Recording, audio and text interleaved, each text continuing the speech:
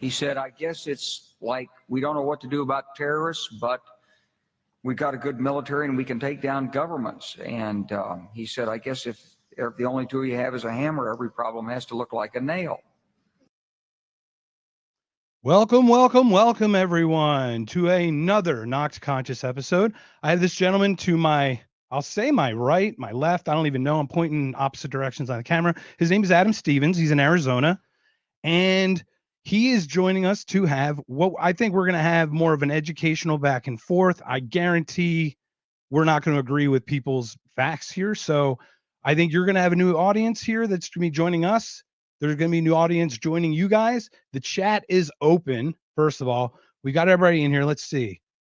Chris Townsend's in here already. Hello. We've got Thane in here. I know Zach's going to show up. So basically how this works, we've got a huge chat engagement. They're going to ask questions and be back and forth. I'll try to pull some up. Adam, if you see something in the chat, feel free to jump in here. So welcome everyone to a brand new Knocked Conscious. This is going to be an interesting one. This is just how it came up. I put up provocative Facebook posts, and obviously we know it's happened this past week, couple weeks. I posted Israel are like Russia. They provoked or had an unprovoked attack on a sovereign nation, something like that. This gentleman over here, Adam, he had took issue with that, and he had some very good points. So we're going to actually go through that. But because I welcome Adam, he has his time. This is his time to share. I'm not here to take away any of your time. I'm not here to Piers Morgan him. I'm not here to step on him. So I'm going to introduce Adam. Once we get this started, I'm going to hit mute, and then we're going to go back in through the actual post. And I've got some clips and this and that and the other. We got this other stuff. Now, tomorrow, it's been a busy week. This is only my second podcast, but I've got two more tomorrow back to back. So we had our one on Monday with Jason. We dissected Jordan Peterson and Sam Harris. We're going to do part 2 of that this Monday. We're just going to do another 30-minute chunk and then be done with it because that's exhausting. Then we've got tomorrow, though, we've got a special If by Whiskey at 6 p.m. Eastern time. That's 3 p.m. Arizona time.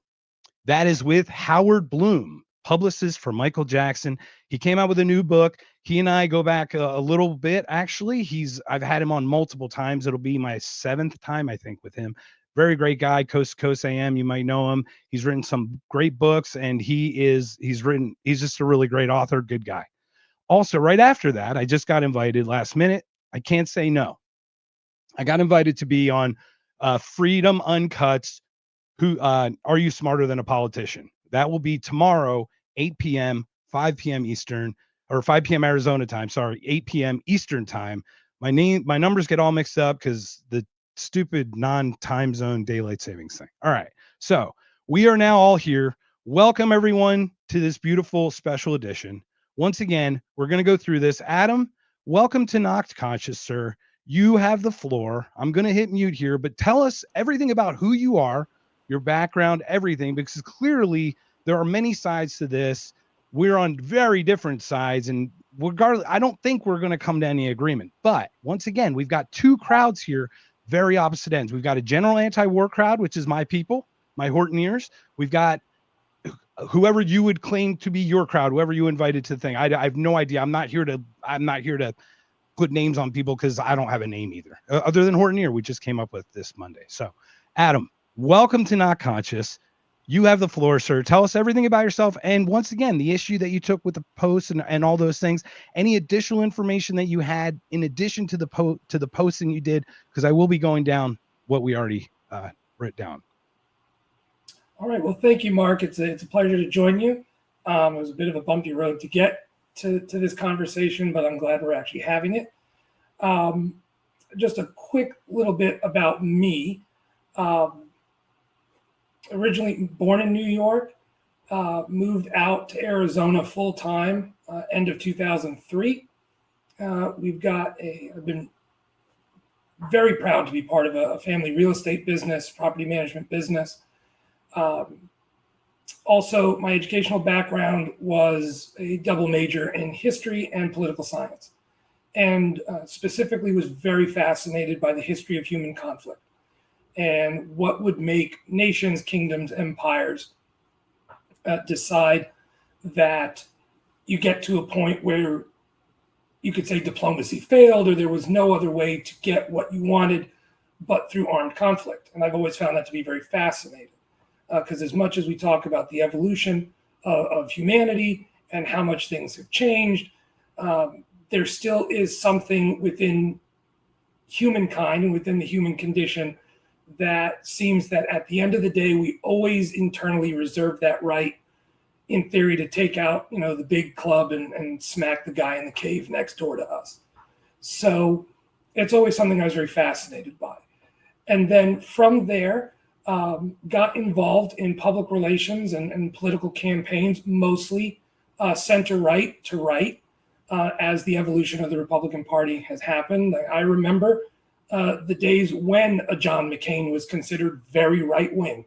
And then, at this point, I would say that he was, nominally a Republican, if nothing more than just his registration on paper. So, there's been an evolution of the political parties. And so I was always fascinated by that. So 2004 was the first political campaign season that I was involved in here in Arizona, and have been active ever since, both from local issues, everything from school boards and street lights and potholes and infrastructure, all the way up to working with organizations like the Republican Jewish Coalition and AIPAC, which, yes, I'm sure we will get into down the road. And I would say explaining sort of what it is and what it isn't.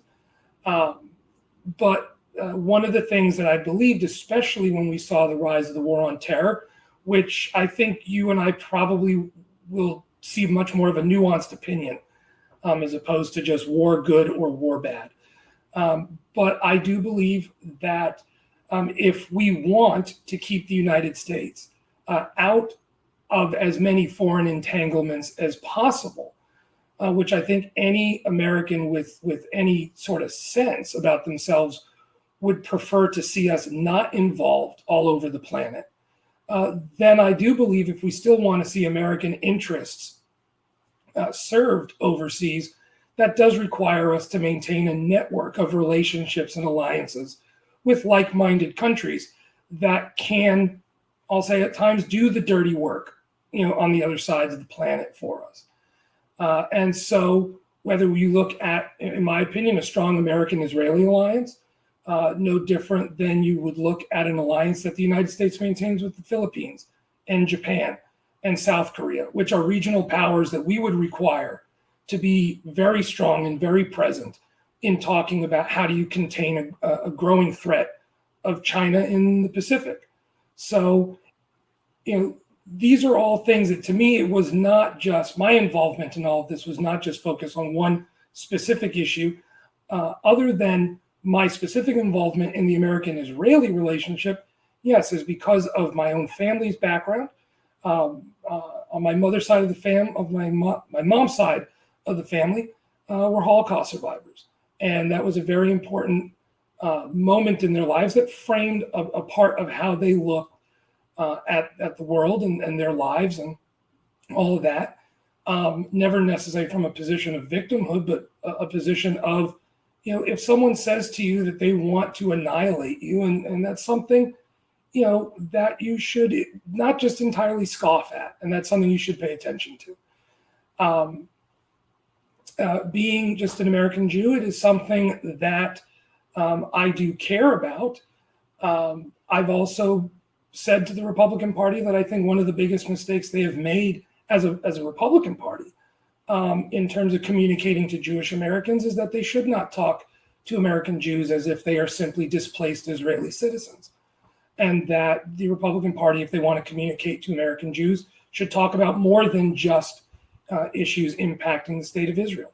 So, the issue specifically, when you had mentioned the similarities between Russia and Israel being aggressive nations that launched unprovoked attacks, the opposition to that statement that I had came from, I think, the origins and understanding the histories of those conflicts and where they come from and the nature of how they happened.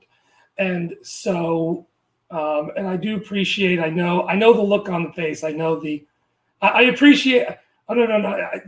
I'm just teasing on that front. So, because I can't hear you because you're muted. Well, I'll be honest. I know I haven't studied anything. So you look, you got the dumber of the two. Due to a scheduling conflict, you got me. So good news for you, bad news for our side. No, I'm more than willing to come back anytime. I've had this conversation more times than I care to count. So what I think the core difference, if you're just looking at it from two conflicts, the core difference is you have, and I'll start with Russia and the Ukraine. You are dealing with a historical issue. If you go back to even Tucker Carlson's interview that he did with Vladimir Putin. And one of the things that a lot of Americans kind of rolled their eyes at and scoffed at was what sounded like the first 30 minutes of the interview was Vladimir Putin talking about 1,000 years of Eastern European and Russian Ukrainian history. But if you understand the conflict and you understand the history, you can't just ignore that from a Russian nationalist perspective. It is important to understand from, I'll say, the Putin camp in Russia, from the Russian nationalist perspective, it is important to understand that the Russian Eastern Orthodox identity of Russian culture, the fact that you had Constantinople as the centerpiece of the Eastern Christian Church, which then, when the Ottoman Turks take Constantinople, it moves. Effectively, the entire center of gravity shifts to the city of Kiev and the Kievan Rus, which the Russians view as the birthplace of Russian culture and Russian identity. And then when the Mongols invade and Kiev is lost, the church then again has to shift its entire center of gravity to Moscow, where it's been ever since. So what you have is a nationalist identity that is rooted in a sense of being that third Rome and being the rock, you could say, of this church in the East. And they view specifically the city of Kiev and the region of the Ukraine as central in the Russian identity and the birth of the Russian nation. And so if you are a Russian nationalist, and this mistake that people like to make that Putin is somehow trying to go back to the Soviet Union, I think is a misinterpretation of his quote that I'm going to paraphrase, where he said that the collapse of the Soviet Union was one of the greatest tragedies of the 20th century. And I don't think he was referring so much to the communist aspect of the Soviet system, because he's also been quoted as saying that those who want to go back to the Soviet system effectively have lost their minds. What I think Putin wants to do is actually take a step further back than the Soviet Union and truly go back to the more autocratic imperial structure of the old Russian court, the days of the czars, going back to Alexander III and Alexander II, and this idea of propping up a strong Russian nation that incorporates the territories that are core to that nation.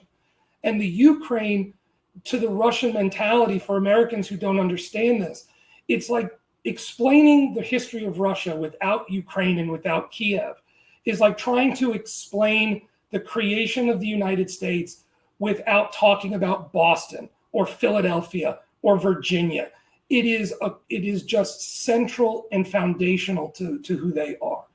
And so when you see the collapse of the Soviet Union, what I think you have now with the war in Ukraine, which is not just starting in 2022, I would go so far as to say that the war in Ukraine actually really started in 2008.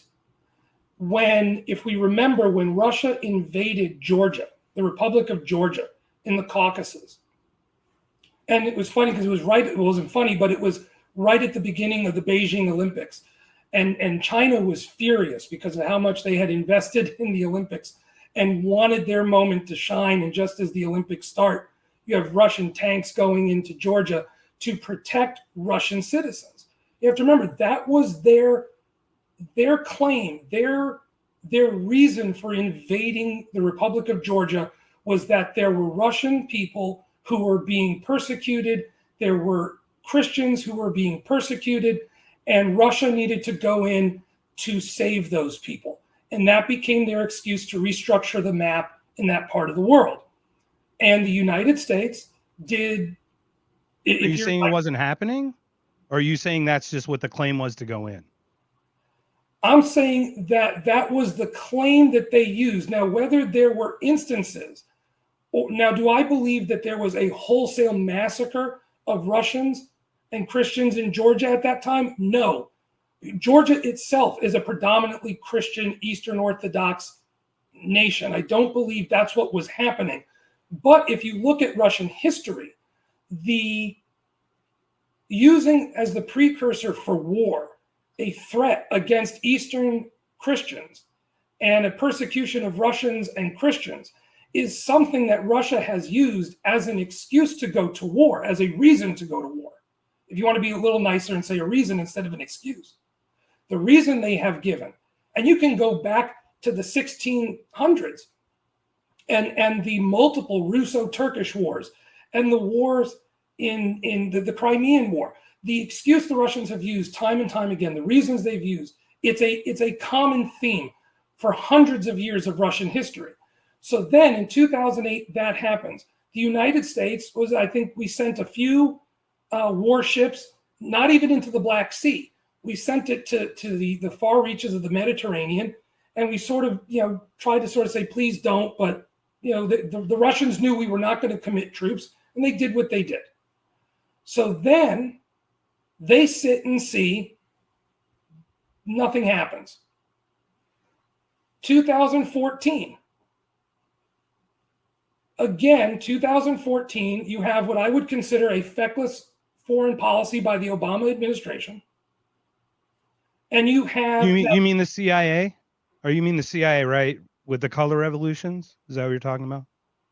What I'm talking about is in 2014 when the right. group... Yeah, all the color revolution with Victoria Nuland handing out donuts and bagels. Is that what you're talking about?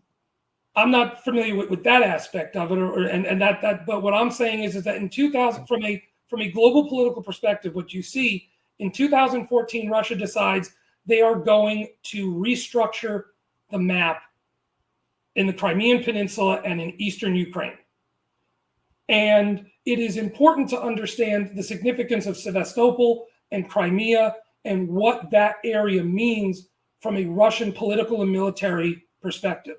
Russia has always struggled with the fact that it has wanted a warm water port 24/7, 365. And the Crimean Peninsula was a core part of that strategy. So when they lost that at the collapse of the Soviet Union, it was not just a strategic loss for the Russians. It was a cultural and historical and national identity loss for Russian nationalists. And so there's a clamor to reclaim lost territory. That is a core of what is the motive behind what you're dealing with now with Russia and Ukraine. Now, at the same time, what you're seeing also with Russia in the Ukraine is surprisingly almost no evolution of Russian military tactics outside of just modern technology. But seemingly the Russians are stuck in this early 20th century steamroller style of warfare, of just hurl every artillery shell you can at the target, demolish everything you can in front of you, and then throw a wave of people at what you've just demolished in the holes in your opposition's lines. So just to be clear, just to be clear. Yeah. So because it'll probably play in the future part of the conversation. So they're just throwing everything at the problem, demolishing everything and leveling everything. Is that what they're doing? That is what the Russians... That's what you just said, right? I just want to be clear that that's what you said. I'm going to put a pin in that because I think I know where you're going to go with that. And there's a distinct difference between the two conflicts. So, but What you have. Oh, no, we're not even talking about conflicts. We're talking about tactics. Actually, we're not talking conflicts. Right. So in this case, in this particular case, we're talking tactics, not conflict. But go ahead. Right. So what you have in Russia is basically they are employing basically almost the exact same style of warfare that they had in World War I and World War II. And what people are seeing again is a failure of the Russian war system from a logistics perspective and a manufacturing and production from manufacturing, production, logistics across the board. We are witnessing a failure of the Russian system.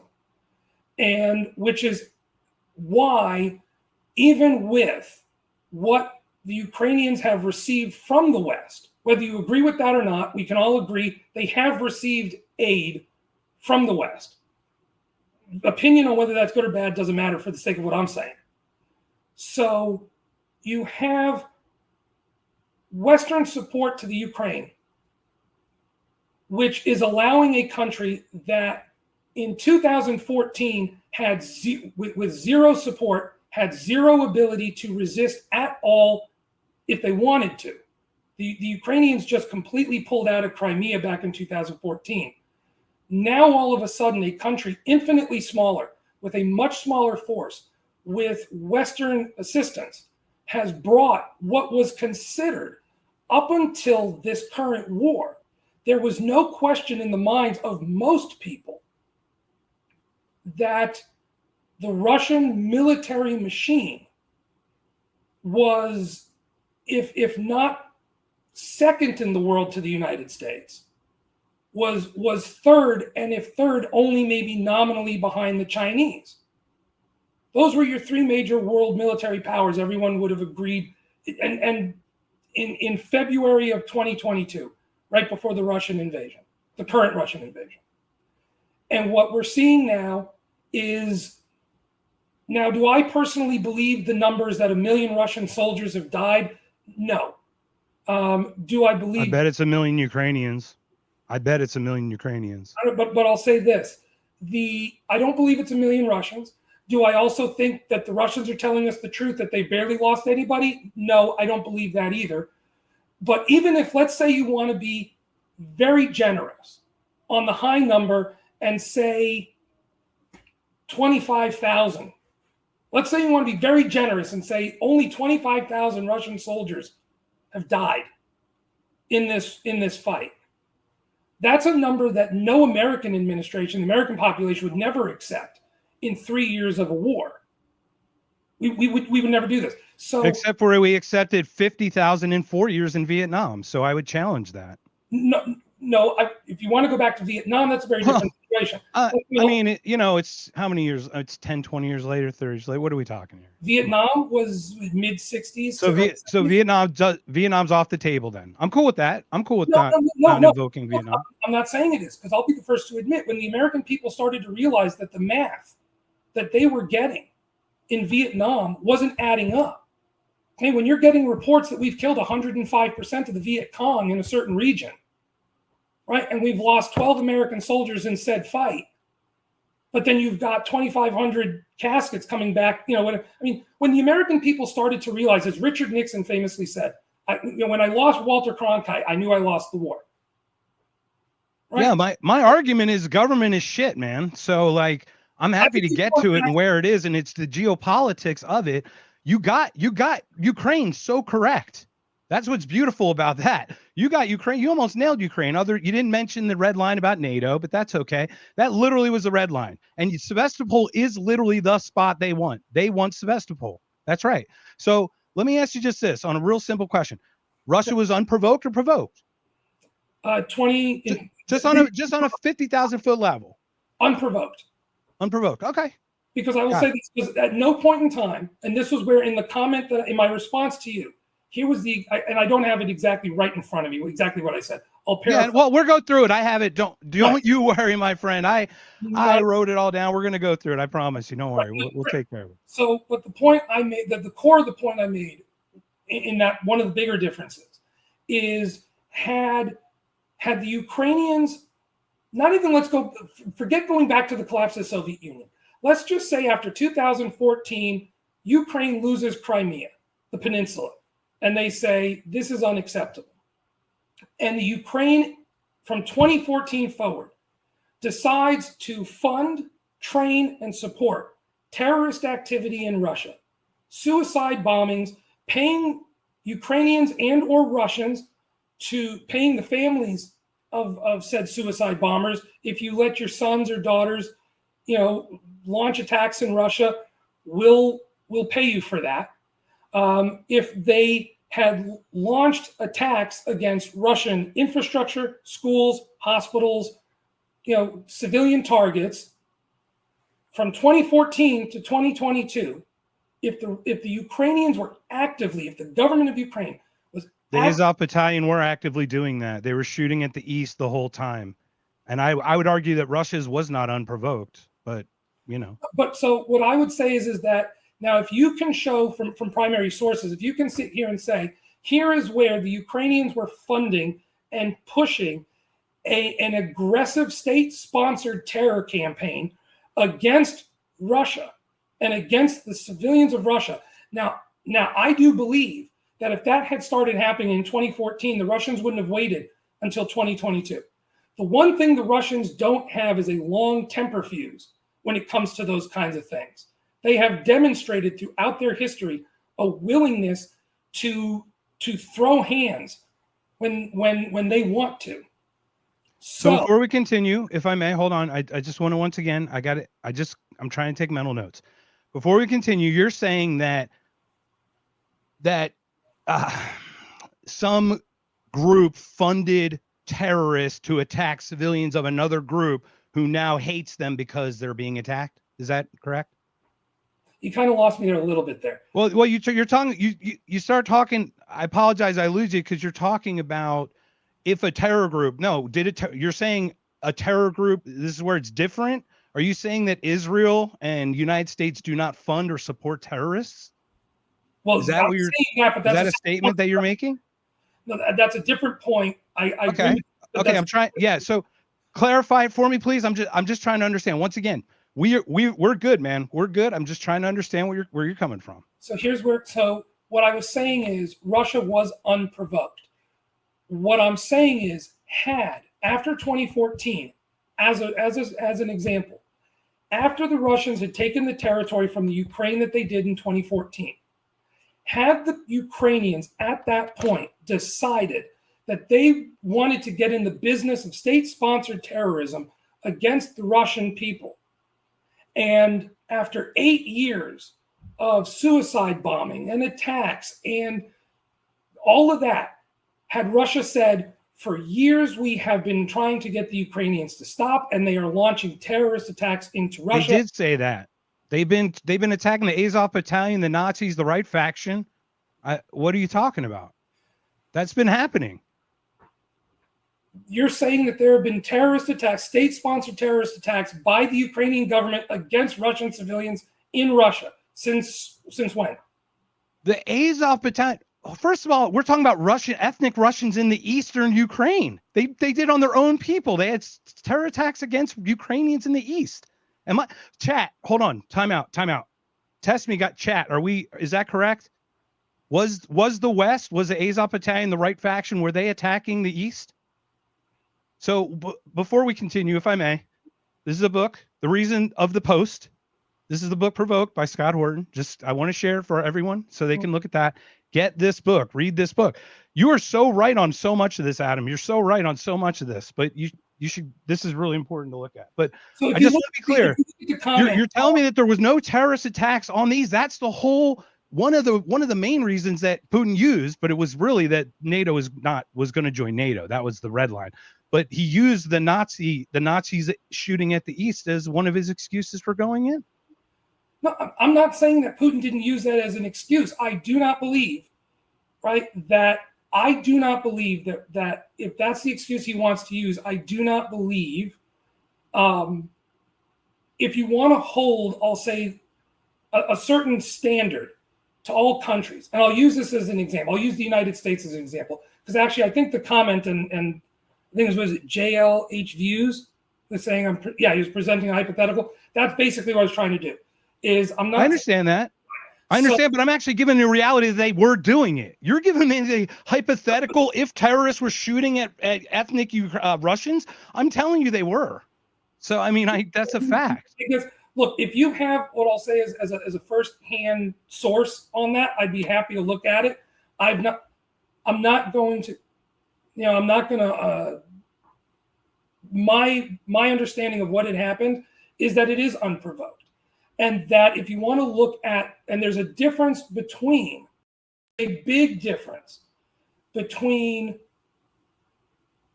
what you could say is a historical ethnic problem in Eastern Europe, where you have more ethnically Russian Ukrainians in Eastern Ukraine, and less, I'll say, and more ethnically Ukrainians in the West. Sure. That's one thing, as opposed to the state sponsorship of terrorism. Okay. One state. I'll concede the point. Let's move forward. I'll happily concede the point. What I'll say is that Russia, clearly their end goal is not, if you look at it through the lens of almost 1,000 years of Russian history and actions that the Russians have taken for centuries, their end goal is not just the removal of the Zelensky government. That's not their end goal. The end goal is to reincorporate Ukraine, the territory of the Ukraine, back into the Russian sphere and into the Russian Federation. It's because of just what it symbolically, culturally, religiously means to the Russian nationalist. So because Israel want a regime change and Ukraine and Russia don't, that's a difference? I actually don't think that the Israelis, if you want to look at it from a realpolitik kind of perspective, I don't actually think... But only from a Likud perspective of the people in power, right? No, I mean, look, if you want to shift gears to Israel, we can, but... Well, no, I mean, you're going on to the Ukraine-Russia. I totally get it. Literally, you're saying Russia's unprovoked. Okay, I'm saying Iran's unprovoked attack by Israel and America. So I'll switch gears into that. Is that where we like to go, or I can. Well, look, I'm sorry. I apologize. I did cut you off, Adam. Please continue, because then we'll go actually into the post, because I don't want to cut you off. I apologize. It's one of those things where I get some wires crossed, man. No, don't worry about it. We're going to be at this for a minute, so I'm not worried at all. So the issue of regime change. So I'll wrap up quickly on Russia on a point on regime change, and we'll kind of go from there. So hey, that's at least a nice little comment right there. Thank you. So what the Russians want is reincorporation of Ukraine. They're not. If Zelensky tomorrow disappeared, if he just threw down everything and said, "I'm out of here. I'm moving to Fiji. Don't care anymore. Thanks for all the fun. I'm out." And if he took all of his friends with him and left,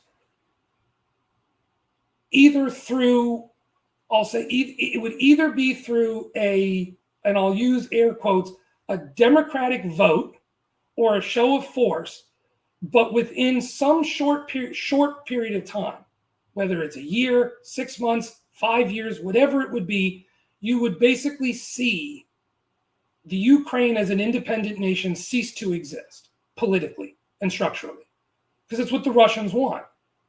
Okay? Now, I'm someone where I think you and I will actually agree, is I believe had the Western nations just said to Russia, we're going to simply abide by the agreements from the 90s, where we don't need Ukraine in NATO, and we're just going to abide by the original. It's almost like what Republicans and conservatives in this country say about immigration, right? We don't need new immigration laws. We just need to enforce the ones we got. If we just stood by the post-Cold War agreements with Ukraine, then that's all well and good. Except the Russians what we didn't want to understand, because we wanted to believe after the Cold War that capitalism and democracy and freedom and Wrangler jeans and rock and roll had won out, and the Russians now get it, and they're going to fall in line with us. And that wasn't what happened. No, they did fall in line, and we didn't want them to, so we made them suffer. That's what we did. So, and that's a different conversation we can have. So you've got this now situation where you have an autocrat in Russia whose heroes are not Soviet. You got to go further back in Russian history to see the people he's looking to and what he's looking to do. It's why, as an example, no one talks about, what was it, 2,500, 3,500 Russian soldiers that went to Kazakhstan a couple of years ago to help suppress democratic protests in Kazakhstan. Okay? There is a sphere of influence that the Russians still believe, the old parts of the empire, that they still have their fingers on, that they don't want to lose. Right? And Ukraine is part of that. And what you're seeing now is you're seeing those old European borders and lines smacking into each other, and the Russians are doing what they've always wanted to do. And the Europeans, yes, they are in this weird position where for the first time in European history, there isn't a continental power that can counter Russian aggression. So their next best thing, yes, is to come to the United States and say, well, you do it. And Donald Trump, in this regard, I believe is correct when he looks at NATO and he looks at Europe and says, excuse you. Since 1945, the United States has underwritten European security. We allowed the European economies post-World War II to grow and grow and grow with a minimal defense and security spending system because we were there. And at the end of the day, the Europeans knew. It's why right now, even when the Germans said in 2022 they wanted to help the Ukrainians and all they could do was send them some helmets and butter knives or whatever. Right? I mean, if you look at the German military, they did a basically almost like a full audit and assessment after February of 22. And that report from the German government and the German military was that literally the German military is not capable of defending its own country from an invasion. So what the situation is with Ukraine is partly, it is partly a making of the Europeans not realizing that what happens when the United States decides to say that we are willing to be a partner in the defense of Europe, but we are not going to be the underwriter and we are not going to be the foundation of the defense of Europe. And they never anticipated that that was going to be something that happened. And in all fairness to the Europeans, up until 2016, they had no reason to believe that a Republican president would ever be the one to pull the rug out from under them on that.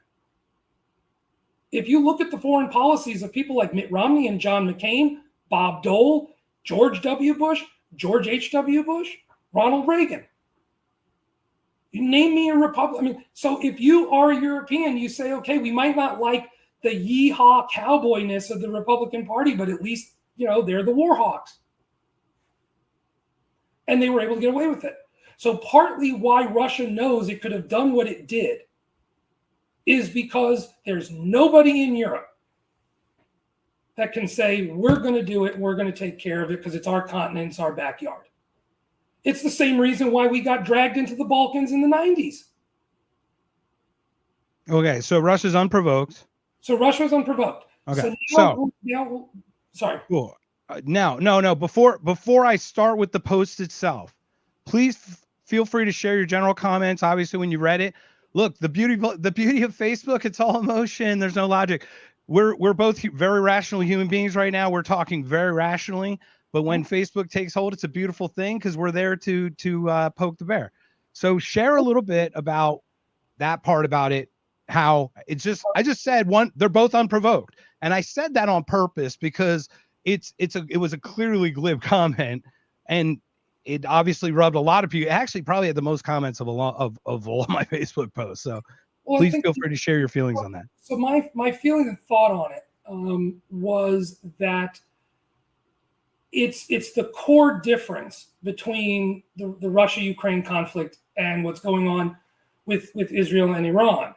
And that is that since the Iranian Revolution in 1979, you have a government in Tehran that has been. By the way, that 79 government was researching nuclear weapons, and they would have had them by now if it was the same government. Just so you know, just to be clear. So we'll get. I'll put. We'll get there. You can put a pin in that if you like. I mean, that's probably for people to research throughout, but that's the Shah did want nuclear weapons. Okay. Now, so and you're not wrong with that, but there's always a but, man. There's always a but. Right. No. Well, and the biggest difference is that the Shah was a very different person, very different government, very different regime. The principles and characters behind a government matter. They do. And so, but 1979, the Shah's gone. Okay. Can we at least agree on this much? Okay. That if Jimmy Carter did not have his head halfway up his ass, the Shah would have been able to maintain power in Iran had Jimmy Carter not basically just left the Shah out on a limb and basically allowed Khomeini and his guys to come in and take power. Ever since the deep state removed Nixon, the person with the highest percentage popular vote ever in the history of all presidents, replaced him with Ford, who didn't get a single election to become vice president nor president. Ever since the early 70s of that deep state push, yeah, I know who's been after the assassination of JFK. I'm very familiar with the politics of that. Yeah. No, but what I'm asking you is, can we agree that the removal of the Shah of Iran was a completely avoidable situation? Yeah. Oh, 100%. The whole Middle East policy is trash, I would argue, Adam. So yeah, 100%. We won't get an argument. I will definitely get to that. So what we're looking at now with Iran is a government that has been antagonistic to the region, and not just to the Israelis. I mean, people forget the first war that the Ayatollahs fight is not with Israel. First war they fight is the war with Iraq. Well, that's actually, we fought the war with Iran-Contra scandal. We fought back to Iraq to fight Iran. Come on. Come on. No, is that not true? Is that's there's no truth there? No, the Iran-Contra thing is a thing that happened. I'm not saying that didn't happen. What I'm saying is, you think that Iran was picking the fight first, right? There was no influence from America to influence that at all. No, we had an interest. Okay. I just want to check. Yeah, but interest and influence are two different things. People are allowed to have an interest in a region. I would argue that their influence would be a problem. But here's what I'll say. But when you are one of the great powers, and this is true throughout history, you can go back to before we were back. You go back to the 19th century, right? Great powers have interest around the world, and then they try to influence the outcomes of events that happen in these regions to their benefit. That is true. Go back as far as you want in human history. I don't think you'll disagree with me on that. Okay? So yes, did we have an interest in containing and curtailing the influence of the Iranian regime after they took over in 79? Absolutely. Was Saddam Hussein one of those? I'll say, now I don't mean it in terms of where some people might think from like a CIA asset, but it was Saddam Hussein an asset on the board? Was he a toy in our toy box that we tried to use to contain the Iranians? Yes. Okay.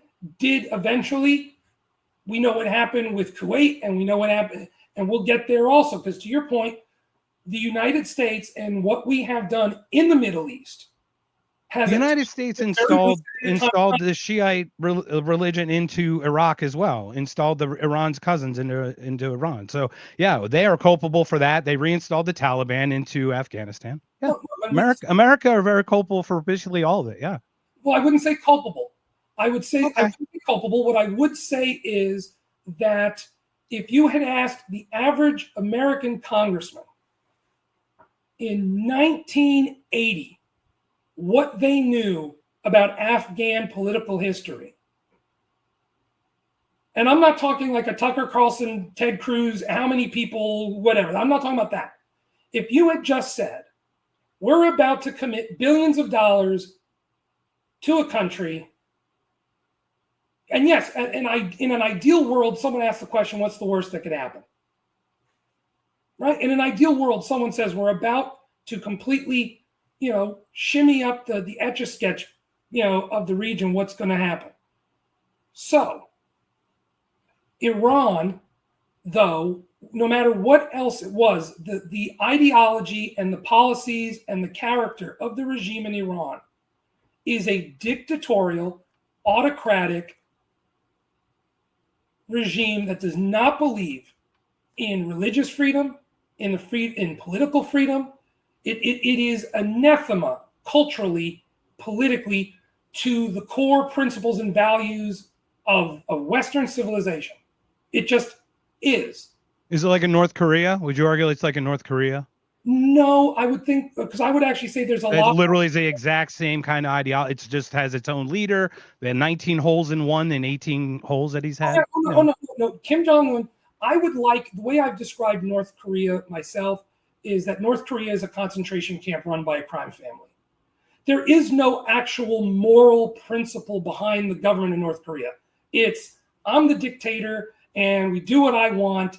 And when I'm bored, bring Dennis Rodman and some basketball players over so that I can play for 30, 40 minutes, send them home. And yet they have a nuclear weapon and no one's touching them. What a shocker. And oh my gosh, bigger shocker, they've never used one and they really hate people that are touching their border.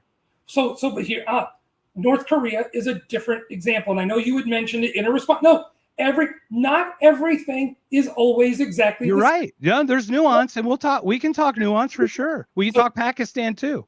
Right. No, so North Korea, right? North Korea and Kim Jong-un exists in power today because Xi Jinping in China says you have value to us as a buffer state against Japan and South Korea and the United States.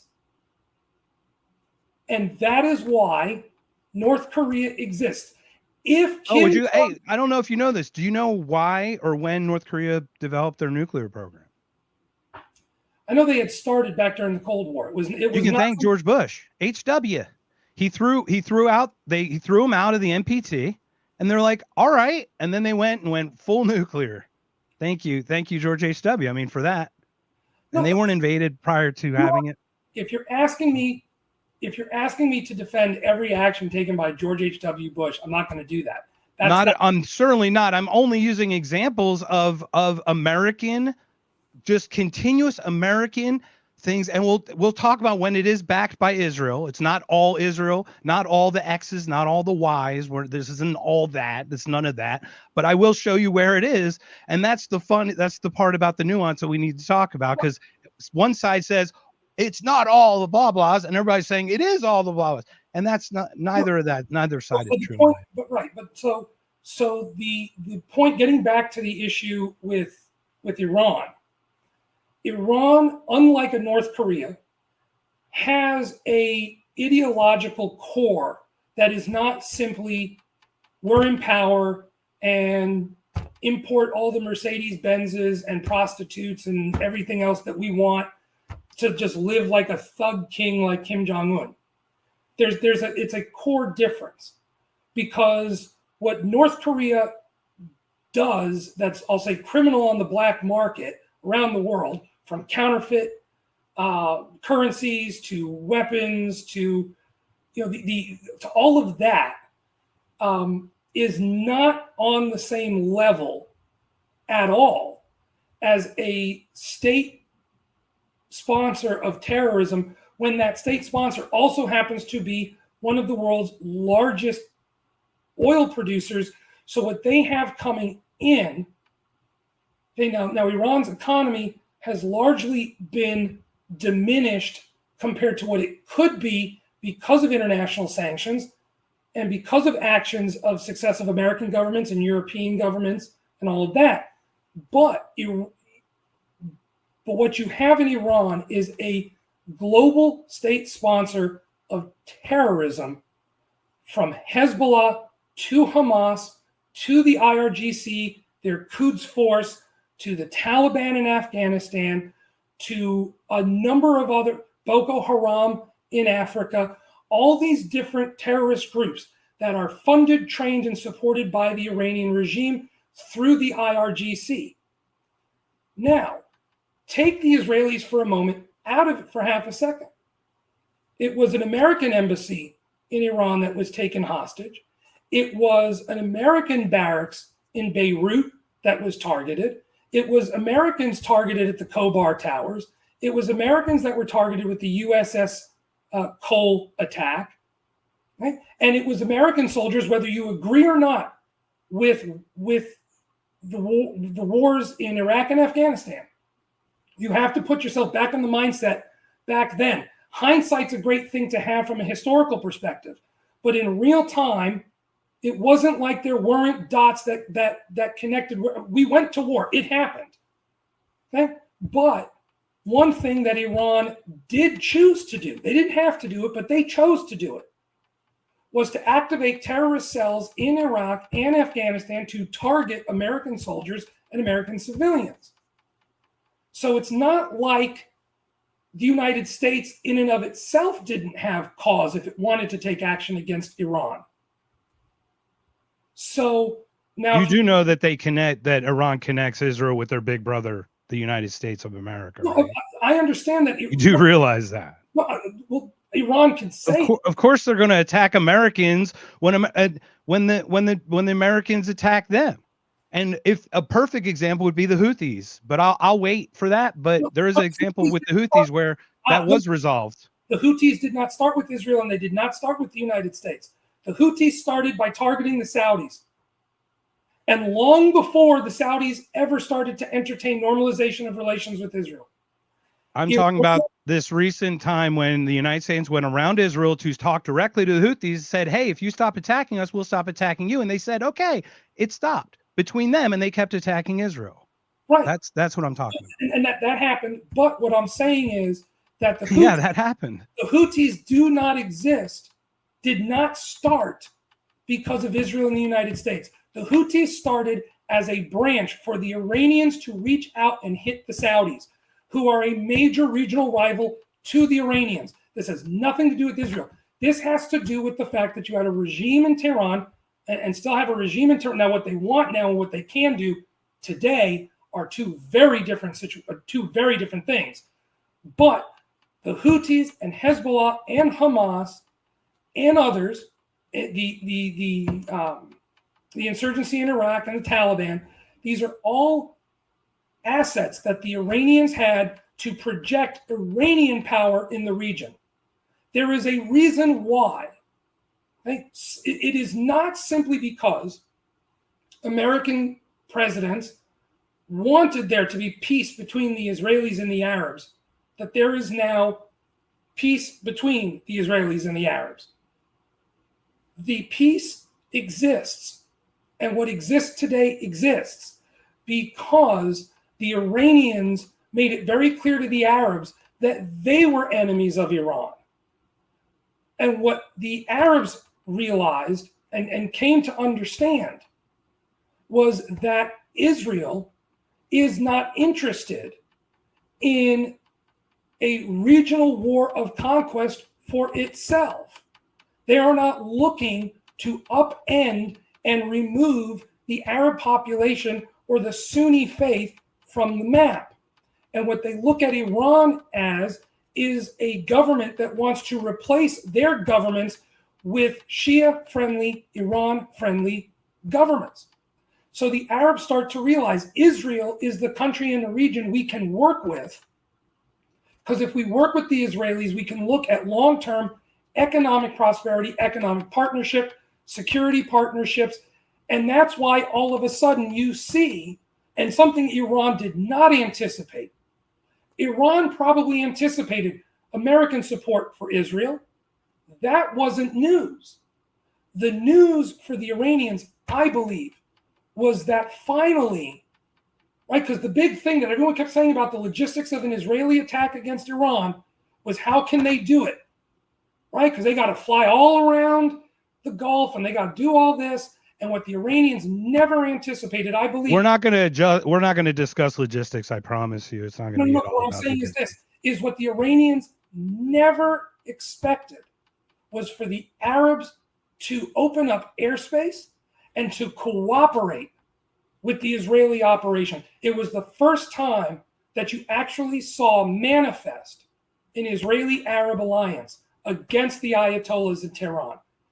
And that is probably the biggest takeaway, is that everything that's been happening since 2016, because when Trump came in, it shifted everything in the Middle East. Trump forced a re-look at how we attack problems in the Middle East. And so what you have, American foreign policy. I'm putting that up there just as comments come through. I'm just seeing some stuff. So what you have in the Middle East now is a realization that if we partner economically, I'll get to that in a second. What was it? Anyway, so if you look at why do Al-Qaeda attack? Sorry, okay, no. That was my response. Don't worry about that. That's just for them. I'm letting you talk. Please continue. Go ahead. Yeah, please. It's big on my screen. So anyway,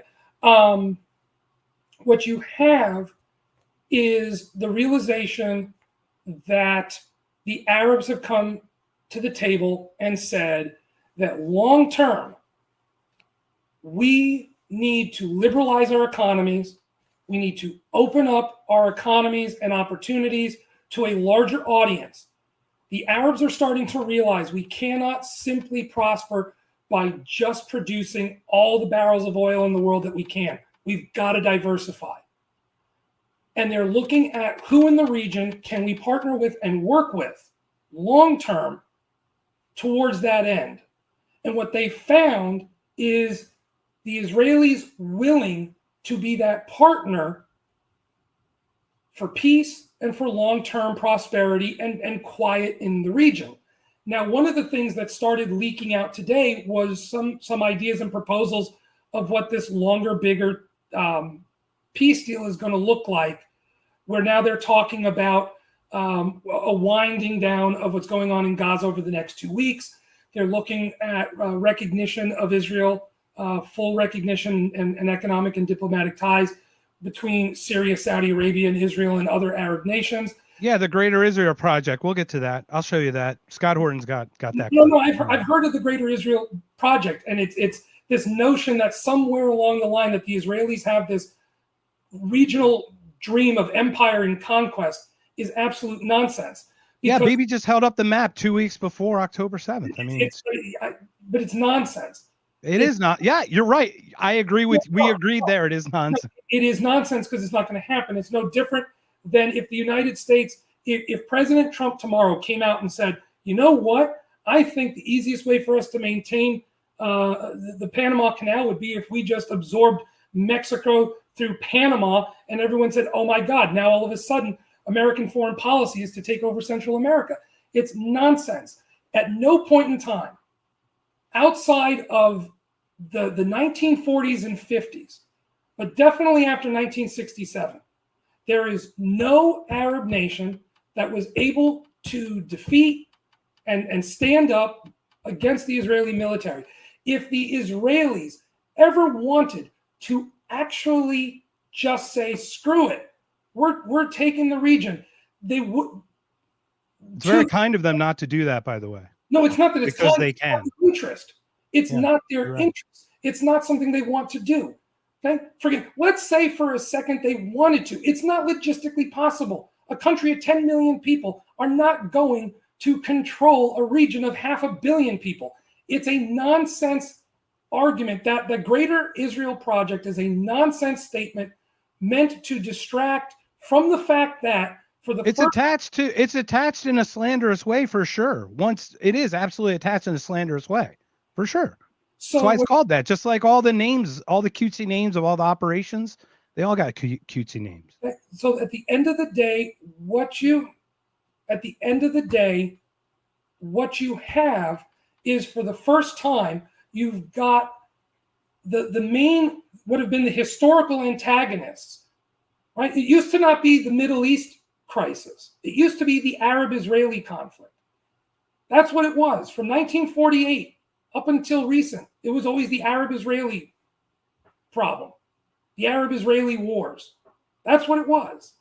The Arabs are no longer, not only are they no longer the part of the problem, but they have become, in conjunction with what the Israelis are trying to accomplish, part of a solution for long-term peace. That is what you've seen play out, especially over the last couple of weeks, as the Arabs have basically said. I'm only sharing that because that's what there seems to be a challenge in chat. So No, but except that they don't disagree, and that's the thing.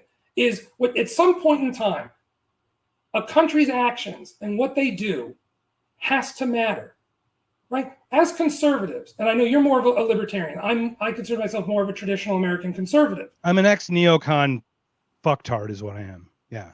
That I guess you put that on a t-shirt and sell it. But what I would say is that if you look at the actions, right? How many times as Republicans, as conservatives, or as a former conservative or whatever, how many times have we been accused in this country of wanting to round up all the immigrants and kick them out? And how many times have we been accused of wanting to take grandma off Medicare and, kick her out on the street, and if she dies from cancer, she dies from cancer? And it's not what we do, because that's not what we believe, and that's not what our actions are. But it's like a slogan, right? So it's like they say something, but they don't actually mean it. Is that what you're kind of saying? Republicans don't advocate for. Well, no, I'm just saying in general, because that might play somewhere later. Because there's a lot of slogans that are going to be coming up later. So I just want to make sure. What I'm saying is that the actions of the Israeli government from its modern inception is a willingness to live next door, because people forget, in 1948, David Ben-Gurion calls upon the Arab population of the region to not leave. The Grand Mufti of Jerusalem calls on them to leave and to come back with the Arab Legion and push the Jews into the sea. That's the Grand Mufti of Jerusalem. Ben-Gurion calls on the native Arab population there that was living there to stay and live in peace, side by side. Since the inception of the modern Israeli government, there have been multiple attempts at finding a peaceful solution. Now, part of my comment to you was the following. How many times, if I paid your neighbor once a week to walk into your house and slap you upside the head, and then once every 3 months, I paid that neighbor to walk into your house and kick the crap out of your dog, and then once a year, I pay that neighbor of yours to walk into your house and shoot your wife, at what point do you sit and say, this ain't happening anymore? You have had one side, and since 1979, the prime benefactor of that violence against the state of Israel and the Jewish people has been Iran. But it wasn't just that Israel was the problem, because I'll throw something at you. Let's say Israel wasn't Israel. Let's say that it was country X, and it was 80% Catholic, or 80% Protestant, or 80% Coptic Christian, or 80% Buddhist. The Iranian regime would look at that entity as an entity to be destroyed. Now, Israel. All right. So we're an hour in, man. Okay. We're an hour in. You made a perfect bookmark in. Thane, are you in the chat, my friend? Are you still with us? I hope you're with us. Scott Adams brilliantly said, never argue an analogy, but I will because you wrote that one in the thing. That's why we're going to announce. So I will absolutely direct detect that or go against analogy. Let us start with the post, if I may, sir. Are we good? Are we good starting? Mhm. Cool. I'm going to play some video clips, some things. We're going to go back and forth. You don't have to agree. You don't have to. It's all good. By the way, there are 122 people on. This is amazing. Thank you to everyone who's on. Chat is open in Rumble. We've got 20 people in Rumble, around 20. It keeps going between 15 and 20. Jump on there. Thane, could you share that Scott Adams thing about not debating the analogy thing? I just want to put that up there because I think that was perfect for this part. So here's the post. My post, Israel or Russia, they issued a completely unprovoked attack on another sovereign nation, changed my mind. Now, Adam, I just want to set a couple quick round rules, if I may. Do you have dual citizenship? Nope. Did you serve at all? You did not serve then, I would assume, in the Israeli army. I'm assuming the X are responsible for everything here and there. That would be anti-Semitic. Is that correct? Feel free to call me out if you find something I say anti-Semitic, and we can certainly discuss it. Is, the Jews are behind everything, and Okay. I would say that is rooted in anti-Semitism. Yeah. I will 100% say the Jews are not responsible for everything. I can promise you that is not even a thing in my, because I don't even see the Jews as an issue. I see this is completely geopolitical. So if I may I start with what I got for you, my friend? Sure, go for it. All right. So this is what you wrote, and I'm going to read the entire piece as best I can, and then I'll talk about it and then read another chunk. Okay. Iran has been the prime sponsor of terrorism against Israel since the 1980s. They've expressly stated that one of objectives is the Iranian government was the total eradication of the state of Israel. By being the primary benefactor of Hamas, Hezbollah, the Houthis, and the terror group Islamic Jihad, Iran has directly been responsible for training, aiming, and providing logistical support for the very groups that have been waging a terror war against Israel for decades. On top of that, if you have the Iranian Revolutionary Guard, which itself engaged in terror activities against Israel. The last piece I do want to put here is you must take the Iranian regime at its word that it wants to destroy your country, especially given its history of activities against Israel. October 7th doesn't happen without Iran approving the terror attack by Hamas. Do you stand by that statement, sir? Yes. If Iran had told Hamas, don't do it, they don't do it. So by not saying anything, they initiated it? Is that what you're claiming? What I'm saying is that Hamas worked in conjunction with the Iranians. It was not that they didn't know. It would be like saying that it is. So it's like when the United States knew and intentionally made the plan to have negotiations while Israel bombed Iran? Is that akin to that? No, it's not the same. So it's not about knowledge.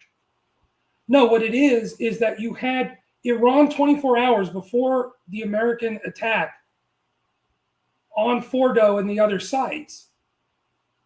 24 hours before that, they tell American and European negotiators, we're not giving up the nuclear program. It didn't, it was to Trump's credit. You're saying America didn't know Israel was going to bomb Iran? That was totally Israel without America's knowledge? No. Did the U.S. Okay, I'm just trying to clarify because okay. Yeah. Cool. No, but you insinuated that what the Americans did was, in essence, hold negotiations in bad faith. They did. Distract. Yeah, I am making that claim actually. Well, yeah. and that we will disagree on because I do believe President Trump truly wanted to resolve this issue peacefully and gave the Iranians every opportunity to find an exit ramp. And 24 hours prior to the American strike in Iran, when you tell the Americans and you tell Donald Trump effectively go pound sand and screw you, there is a certain point where the threat, where he violates his 14 days that he was giving him. Yeah, I know. Within 14 days is not on day 15. I do what I do. He said you have within 14 days, And at some point, 24 hours prior, which was within those 14 days, when you tell Trump, screw you, I'm not negotiating anymore, I'm not giving up what you don't want me to have, it's like, well, okay, fine. Cool. Totally cool, man. All right, so let's go. Let's do this. Ladies and gentlemen, Zach, are you there? Zach's got to be in chat, right? Give me one of these, Zach. Give me a Horton Ears Assemble, my friend. All right, Justin, you created this. Okay, Justin is awesome. Justin is on your side, by the way, Adam. He's got great questions, by the way, and we will get to them. But Justin created the Horton Ear moniker, which is great. So here's Scott Horton, if you will. I'm going to share what his interpretation of October, what happened on October 7th is, and I'll happily let you respond to that. Okay, sir? Okay. Speaking of October 7th, Iran didn't do that. They go, oh, Iran's been at war with us since their proxy. Hamas did this. That's not true. Hamas did that, and the Wall Street Journal had a whole thing about how no one in American intelligence believes that Iran ordered it. That's just Israeli propaganda. And the reason they did it was because of what they spun as peace deals, these Abraham Accords, which is, what are the Abraham Accords? That's where Donald Trump's son-in-law, Jared Kushner, whose bed Benjamin Netanyahu used to sleep in when he came to visit New York City, came up with a plan that said the American people can't afford to bribe the Bahrainis, the UAE, Sudan, Morocco, and they were working on Saudi Arabia with enough of our tax money for them to finally forsake the Palestinians. These weren't peace deals. None of these countries were at war with Israel. What it was they had always promised never to truly normalize relations with Israel until the Palestinians got either citizenship or a state, and the end of their status as occupied slaves, essentially, of the Israelis. And what Kushner figured out was, well, what's your price? I got a printing machine. And so the Bahrainis got F-16s, and the UAE got F-35s, and Sudan got debt forgiveness, and Morocco got American recognition of their illegal invasion and seizure of the northern half of the nation of Western Sahara. And for those bribes, these countries then went ahead and recognized Israel. And then what happened was Benjamin Netanyahu on September the 22nd, 2023, went before the United Nations and he held up a map of the new Middle East. And this is an inside joke. He was mocking Shimon Peres. Shimon Peres says, we have to deal with the Palestinians so that we can befriend all the Sunni Arab states. Netanyahu says, oh yeah? And he holds up his map of the new Middle East. There's no occupied territories on there. It's all Israel, greater Israel. And he says, well, look, all these Sunni states are our allies now. The Netanyahu doctrine is we win, the Palestinians lose. They get nothing. They get no citizenship. They get no end to the occupation. They get no independent state of their own. And in the speech, he just essentially like flips upside down and says the Palestinians were holding everyone else hostage in this thing. And the speech is essentially about how Palestinians, you lose, I win, I get everything. And then 2 weeks later, they broke out of their pen and launched the October 7th attack in order to heighten the contradictions, to reinvigorate the controversy of their occupied status, and to make it politically impossible for Saudi Arabia to continue with this betrayal of them, which they had always promised never to do. All right. Now, very quickly, he does continue to say, October 7th, not a single life should have been lost. Absolute terrorist activity. Bullshit. None of us want any of that. So that said, I promise you, at most, there is one more Scott Horton, but no, I gave you a diverse video clippage. I promise you, we're going to even have some fun stuff in there. I promise you. So please share, sir, your thoughts. Please offer your thoughts on that. I'll do us a favor and be very concise on this point. I think a lot of what he's saying is coming from a very false premise. So I do not believe that the Arabs at the end of the day have particularly cared about the overall well-being of the Palestinians. They really don't. For most of the modern history, and by the modern history, I'll say from 1948 forward, the Arabs have largely looked at the Palestinians as a political pawn for their own political agenda, not the Palestinians. People have to remember The Palestinians were in Jordan, and then they were thrown out because they tried to overthrow the government of King Hussein in Jordan. They were kicked out of Kuwait. People forget there was almost 250,000 Palestinians in Kuwait prior to the first Gulf War who were thrown out of Kuwait because they were sympathizers with Saddam Hussein and wanted him to come in and throw out the Kuwaiti government. And they were thrown out. They were thrown out of Lebanon for supporting terrorism and for trying to overthrow the government there as well. The Palestinians, and nothing of what I just said had anything to do with the state of Israel. These are interactions between the Palestinian people and Arab host nations who had taken them in over the years. I believe what you have now seen is, especially when President Trump came in, is you had the Arabs finally be forced to answer the question, how long do you want to be stuck on this issue? And how much do you want to talk about what the future looks like? And then what the Palestinians did, and I think it became a fatal political decision that they made, was I think they sat back and felt that the Arabs, who had traditionally been the benefactors of the Palestinian cause, Palestinians looked at the horizon and noticed that when the Egyptians signed their peace treaty, there was never again a conventional war between the Arabs and the Israelis. When they saw the normalization of relations between Israel and Jordan, which has been a model of what regional economic development and partnership could look like between the Arabs and the Israelis, the Palestinians looked and said, we're about to lose our benefactor in the Arabs. And what they do, they went to seek support from the one country in the region that didn't care about the opinions and the thoughts and the political machinations of the Arabs. And they went to the Iranians. And the fatal flaw in that decision was, by doing so, they signaled to the Arabs that the Palestinians are so hell-bent on a certain outcome that they are willing to side with the greater regional enemy, the power that wants to subjugate the Saudi Arabias, the UAEs, the Egypts, the Syrias.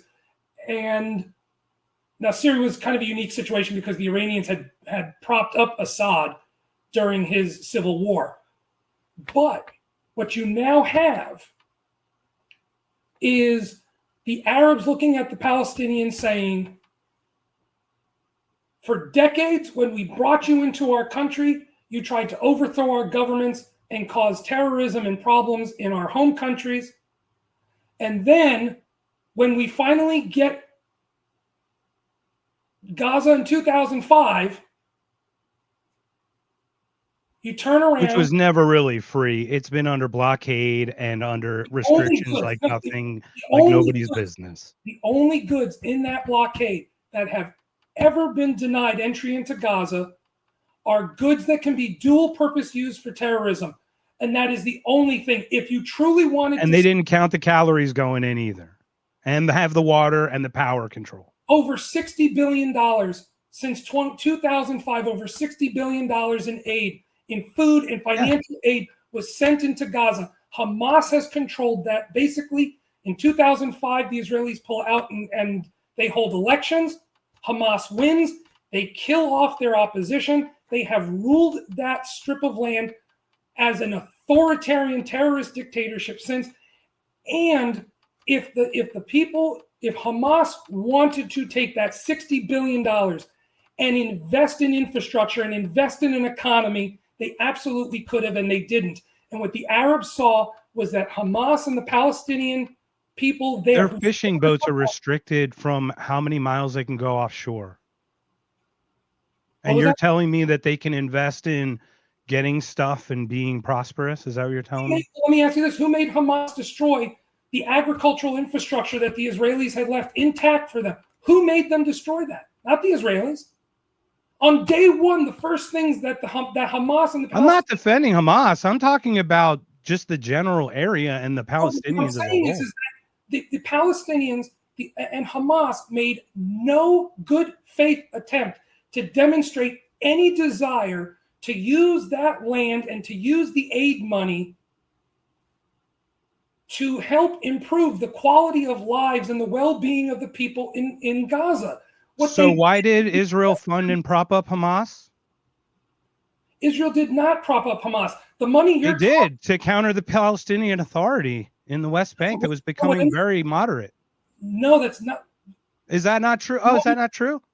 The money that Israel maybe I missed chat. Maybe chat can jump in on that. I don't agree with your analysis on it. The money that Israel was sending to Gaza that was being sent. You mean the suitcases of cash that even the New York Times said they did?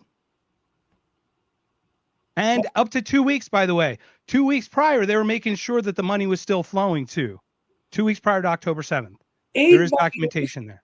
Aid money, pound for pound, no single country was delivering more aid from finances to electricity, to water, to food, to services, to Gaza than Israel.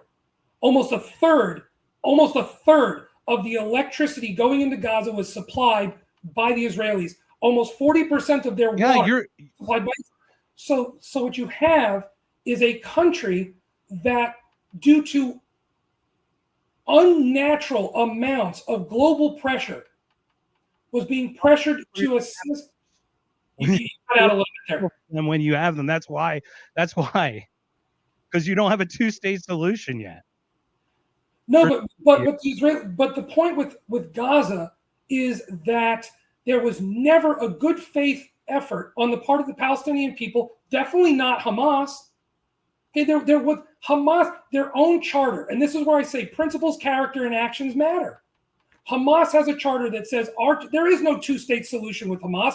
Hamas's two-state solution, there is no policy for that. Their solution is kill the Jews, eliminate the state of Israel, which no country would abide by with an aid. So we don't have too much back and forth. Would you argue that multiple times both Israel and Hamas have broken ceasefires? I believe, and I believe that. Okay. I believe that Hamas. I believe in the theory that if Hamas truly wanted peace and wanted peace, so Israel didn't break any ceasefires and Hamas didn't break any, or they both did, or one didn't. I believe. Can you please answer that? I believe Hamas is responsible for the violence that has occurred for 20 plus years with Gaza and Israel. No, I don't believe that Israel has violated a ceasefire in Gaza, because I believe that Israel. Not once in this entire conflict have they violated a ceasefire. What do you mean by this conflict? The current one? Since October 7th. No, I don't believe they have violated a ceasefire since October 7th. Okay. I believe that Israel has made it very clear. on record. I believe, very simply put, and I hear what the gentleman in the video, and I'm blanking on his name all of a sudden. I feel horrible. Horton. So what he was saying, right? Now he can sit here and say terrorism is awful and people shouldn't have died and good. I guess that's a good thing that he can recognize. He believes in causality is what he believes in. But here's the point. 200 It's been happening forever. Hostage. And the fact is that everything that has happened from October 7th, whether you agree with Israeli policy or not, or you like Netanyahu or not, the minute, it's like, what do you think was going to happen? The minute you take 1,200 civilians and you butcher them, this wasn't like just one bombing and 1,200 people got vaporized. These are, I don't know if you've ever seen the video, the movie Bearing Witness. Okay? Is that the 47-minute video? Yes. Yes. And so when you watch a woman getting hacked to death with a shovel, carved up and chopped up, when you watch a child being put in an How many babies were beheaded on October 7th? October 7th, I lost track of how many babies were killed. How many were beheaded? Yeah, specifically. I'm just curious because that was actually propaganda. No, it wasn't. Watch the videos. Okay. This is Hamas. Have you speaking of that horrible things that happened that day, have you heard of the Hannibal Directive at all? What happened October 7th? I could play a clip from Piers. Or at least what's reporting it to be. You know what? I can hold off on it because I have BB up here. So can we? Are we good? Are we good on this point? I totally. You counter what Scott says. You think it was. You think it was. He's just perceiving it off a false premise. Is that right? His premise that the Arabs cared about the Palestinians, I think, is false. If you look at their overall history, He didn't say they cared about them. He said that they wouldn't normalize relations. He didn't say he didn't use them as pawns. He didn't say any of that stuff. Why do you say that he said those things? He said none of those things. what he said, well, let's put it this way then. Push comes to what he said was that they wouldn't normalize relationships. So they were using the Palestinians as well. He wasn't saying they weren't using them as pawns. So your premise seems to be off as well. And what I would say this is then he should change his premise at this point, because what's shown now, proof of what's happened, boots on the ground in real time, is that the Arabs were willing to forego the recognition of a Palestinian state to normalize relations with Israel when the Arabs realized that the Palestinians were willing to cross an unforgivable bridge with the Arabs, which was to build stronger ties and terrorist ties and military ties with the Iranians, who also wanted to bring the Arabs to heel and under an Iranian hegemony in the region. And you can say the Palestinians bet on the wrong, bet on the wrong situation to happen, and the Arabs realized that no, long term, for what we want in the region, we are better off working with the Israelis and partnering with the Israelis and normalizing relations with the Israelis than continuing to put up with the Palestinians, who, no matter what we have done for them, has never been enough, never been good enough, and has almost always led to violence against our own government. Cool. All right, let's continue. So the next part of your post, the IAEA, International Atomic Energy Agency, I think. Yes. Not a pro-Israel group, that is correct, has just stated that Iran was not complying with agreed upon inspection of their nuclear program, and that their actions suggested a desire to build out a nuclear weapon. If you're Israel, you must take the Iranian regime at its word that it wants to destroy your country, especially given its history of activities against Israel. All right. So this is about the preemptive strike, of course, because they're so close to a nuclear weapon. I'm so glad that you brought up how close they truly are to a nuclear weapon. Ladies and gentlemen, let me share you how close that they are to a nuclear weapon. The second clip here is a glitch of BB here. I apologize, but it goes away after just a few seconds. So close your eyes maybe for 10 seconds. Just listen to this part. We'll share this. It's about 3 minutes because it's 3 pieces of a clip. It does end with Tulsi Gabbard, who in March 2025 told us exactly what's actually happening with the nuclear program. I'm going to play this, Adam. I'd love to get your thoughts after. I will have one quick comment after this, and then we'll certainly go back to you. Okay, sir? Just a guess. Yep, cool. If not stopped, Iran could produce a nuclear weapon in a very short time. It could be a year. It could be within a few months. They have the wherewithal, the stored up, preserved knowledge to make a bomb very quickly if they wanted to do it. Iran is so dangerous. Weeks away from having the fissile material for an entire arsenal of nuclear bombs. They're very close. They're 6 months away from being about 90% of having the enriched uranium for an atom bomb. Iran is gearing up to produce 25 bombs, atomic bombs a year, 250 bombs in a decade. Ladies and gentlemen, time is running out. Iran will be capable of producing alone, without importing anything, nuclear bombs within 3 to 5 years. Why did this have to go balmy on Iran now? And by next spring, at most, by next summer, at current enrichment rates, they will have finished the medium enrichment and move on to the final stage. Iran is months away from having a nuclear bomb, says Netanyahu, in 2012. By the way, did Iran happen to get that bomb from a company called Acme? Like,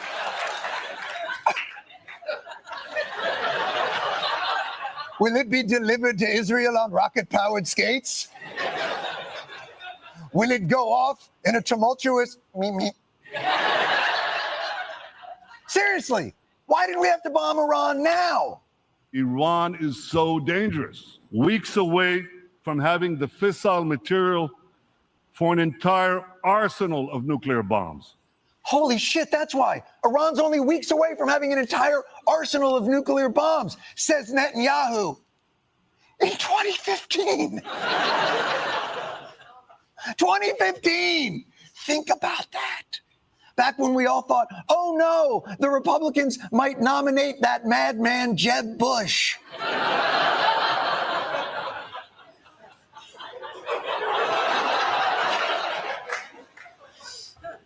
Should have gone with the question mark. No, seriously, I'm not being facetious. I really want to know why we had to bomb Iran now. We're going to show you Iran's secret nuclear files. Here's the warhead. Here's the bomb.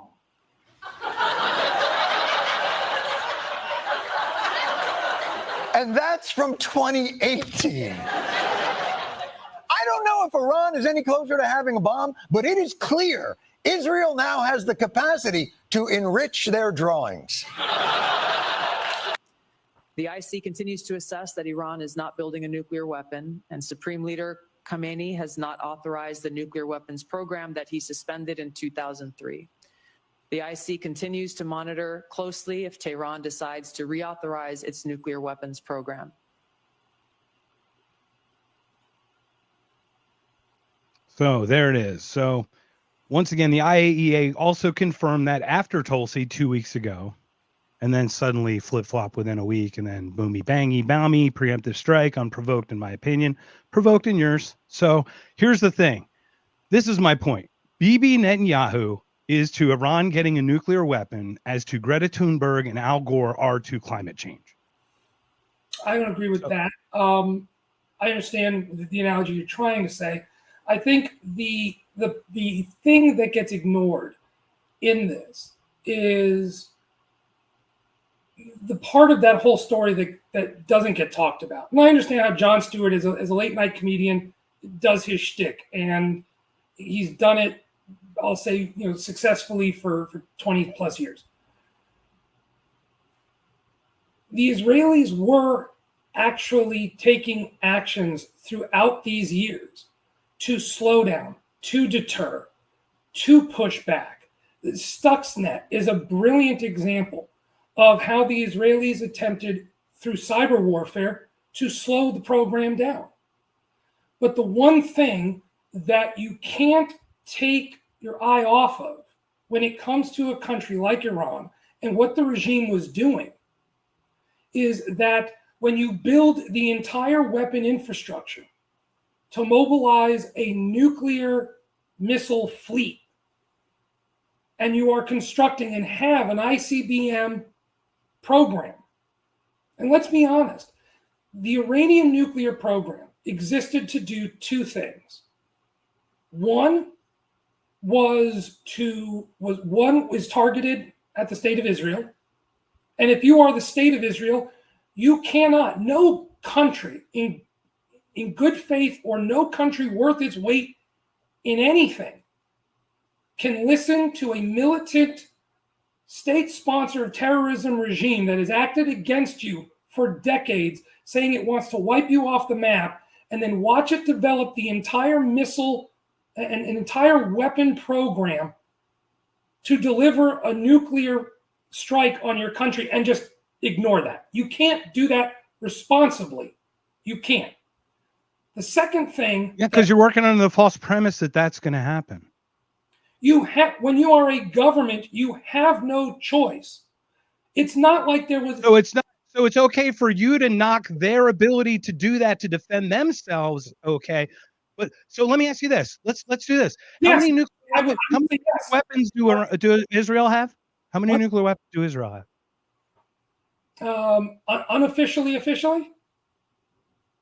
Yeah, obviously, because you're not allowed to talk about it. So yeah. But no, I think it's anywhere from reportedly somewhere between 200 to 300 Right. Yeah, it's about 200. I thought it was 90, but somehow got to 200. They have active nuclear program.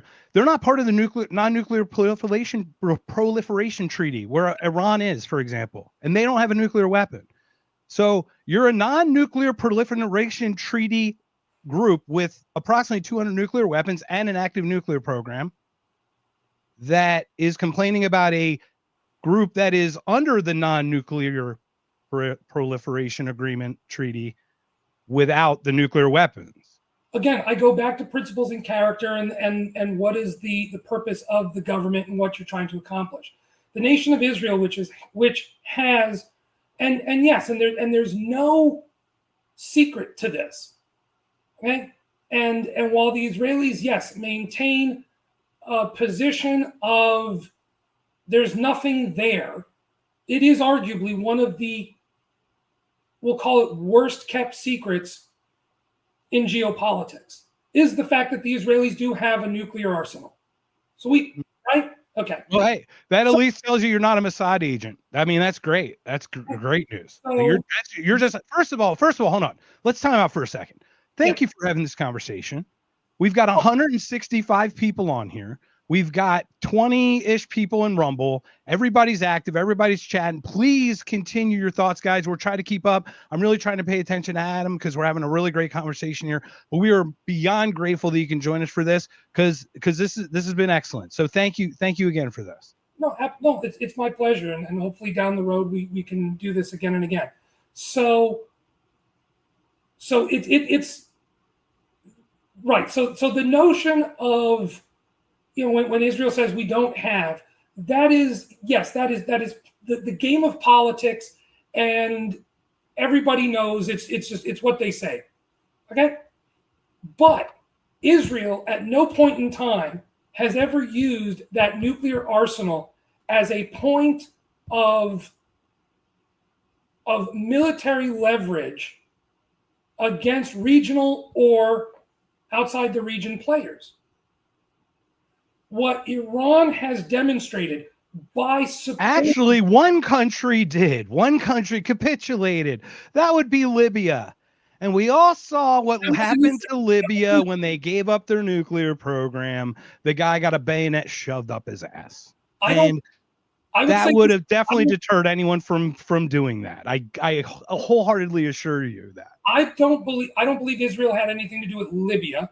I didn't say they did. No, did I? I did not make that claim, sir. I'm talking about the geopolitics. Remember, America are part of this. We're talking about the general unprovokedness of the entire thing. Libya, I would argue that Libya, what happened with Gaddafi was more to do with, I'll say, a very feckless foreign policy led by zero moral compass of the Obama administration and Hillary Clinton, who wanted a moment of muscle flexing.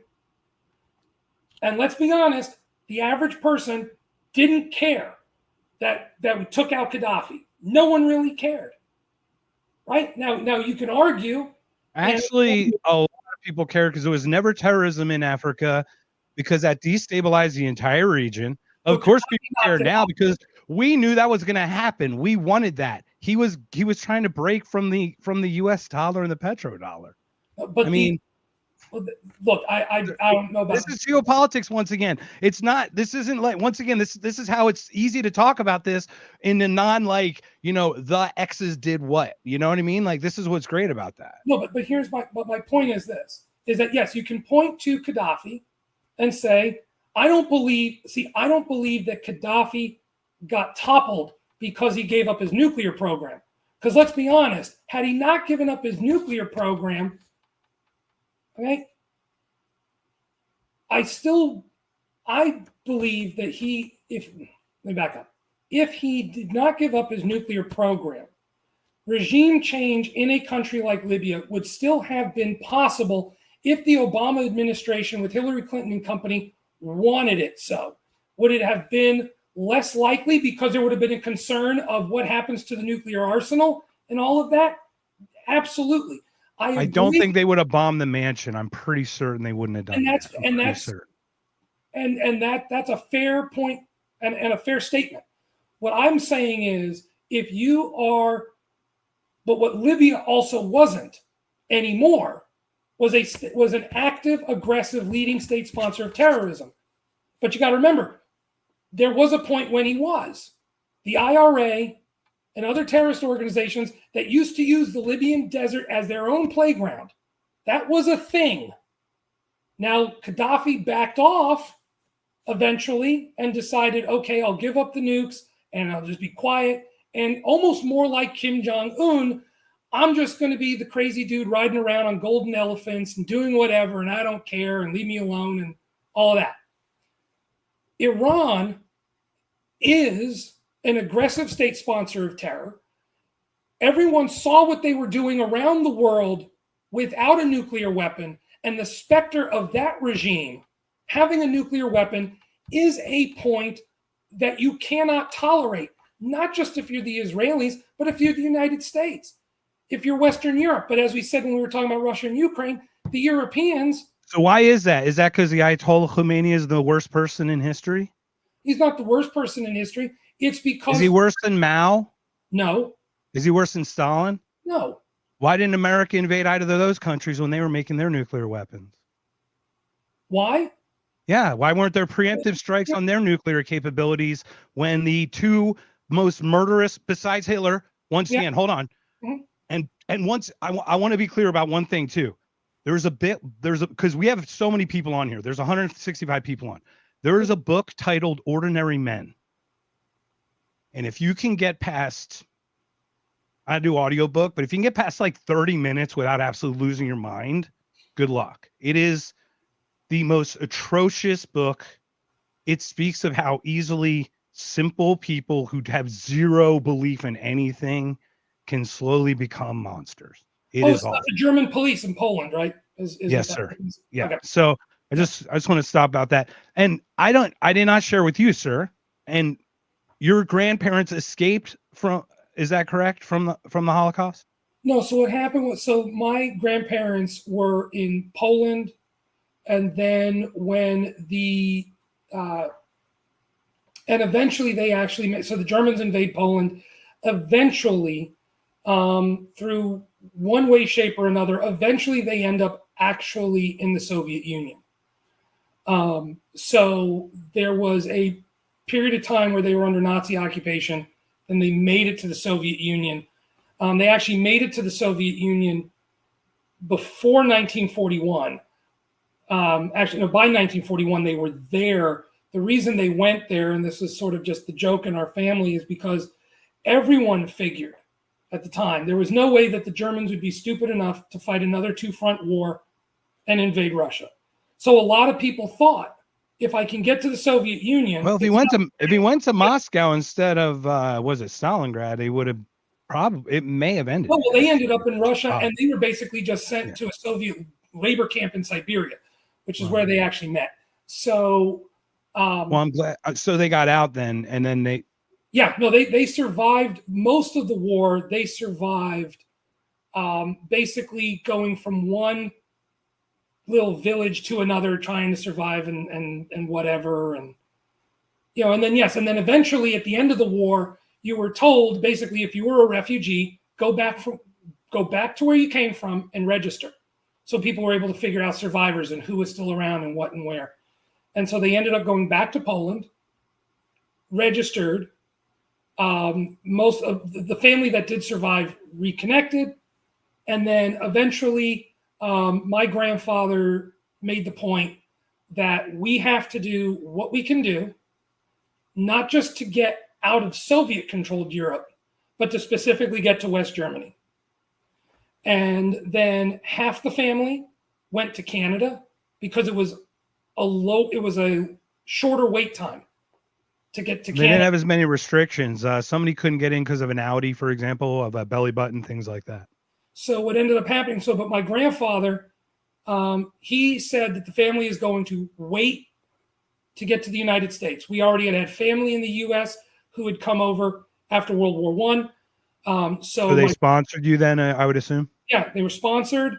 My grandfather showed that he had a job already waiting for him, because it used to be you couldn't come to the country. You had to show that you were not a burden to society to get into the country. People forget. Yep, very different times. I'm Very, very very familiar. Okay, so that was the family history there. So no, to your point, to your question, no. Was Khomeini worse than Hitler and Stalin and Mao? No. It's a different kind of evil. What Khomeini was, and what the Ayatollah regime is. The best example of what I would say the kind of evil they are is you look at the actions and the terrorism they have sponsored, coupled with and I know there's multiple videos of this. And I'm sure a lot of people who are with us now have already seen this and know of this. Look up what life was like for Iranian women pre-1979, post-1979. It is one of the largest regressions of human rights that has happened in modern history, is what happened to the Persian people in Iran. I'm not going to disagree with you. Yeah, Right. I will not disagree with that. Not to Jews, not to Christians. This is what they did to their own Muslim brothers and sisters. Was a massive step back to the 7th century. And that's not our business, in my opinion. So from a 50,000 foot view, I'm supporting the side that is doing the things that I'm not a fan of. I am going to they don't really affect me, to be completely very fair. honest opinion on that comment right there. If you're sorry? wrong, I'm going to give you a very blunt, honest, my gut response to that. If Iran was not a state sponsor of terrorism, targeting Americans and Westerners and Israelis, and I'm just saying, forget Israel for a moment. I skipped it, but we're a state sponsor of terrorism and Al Qaeda and ISIS to fight the Iranian proxies. And I'll get to that in a moment. I will get to that in a moment. But it's just kind of cancels itself out. It's kind of no, it doesn't. No, it doesn't. Okay. I don't believe it does. So, yeah, because we put in the guy who flew into our buildings. We put him into power in Syria with Israel's air support, as they took part of the Golan Heights to make sure they get a little boundary, extra space. Right? Is that what you're telling me? No. You kind of just scattershot at a couple things. I did, but it's like it's all causality, man. It all flows. It all flows. No, I That's understand that. I'll hit the targets. Don't worry. So what you have with Iran, if they were not a state sponsor of terror, and they were not responsible for the murder of thousands of innocent civilians around the world of many nationalities. It's not that they just targeted Israel. I am not an Israeli citizen. I'm not a member of the Israeli government. I'm not sitting here saying just talk about Israel for Israel's sake. Iran is a state sponsor of terror. If they just said, we don't believe in the liberalizing government of the Shah and what he was starting to do and the government he had, if they simply said, we want Iran to be an Islamic regime governed by our strict interpretation of Sharia law, and that's it, and we don't care about the rest of you. You want to buy our oil, we'll sell it to you, but we don't care about the rest of the world. You and I would not be having the conversation about this. Because like you, like me, because I think we're decent human beings, we would sit and say it is a tragedy what happened to the Iranian people. And hopefully one day they have themselves to rise up and say, we've had enough. I agree that all tragedies are tragedies, man. And when Iran decides that it wants to export its power beyond its borders and do what it did in the region and to attack other countries, that changes the dynamic of how you respond to that. So then you talk about the United States and our involvement.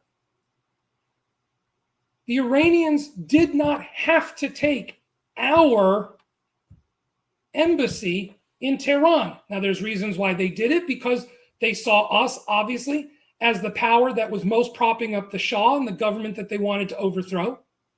They saw us as they said we're a regional force for evil in the region. I disagree with that interpretation 125% and then some. But they decided that the way they wanted to flex their power was beyond their borders.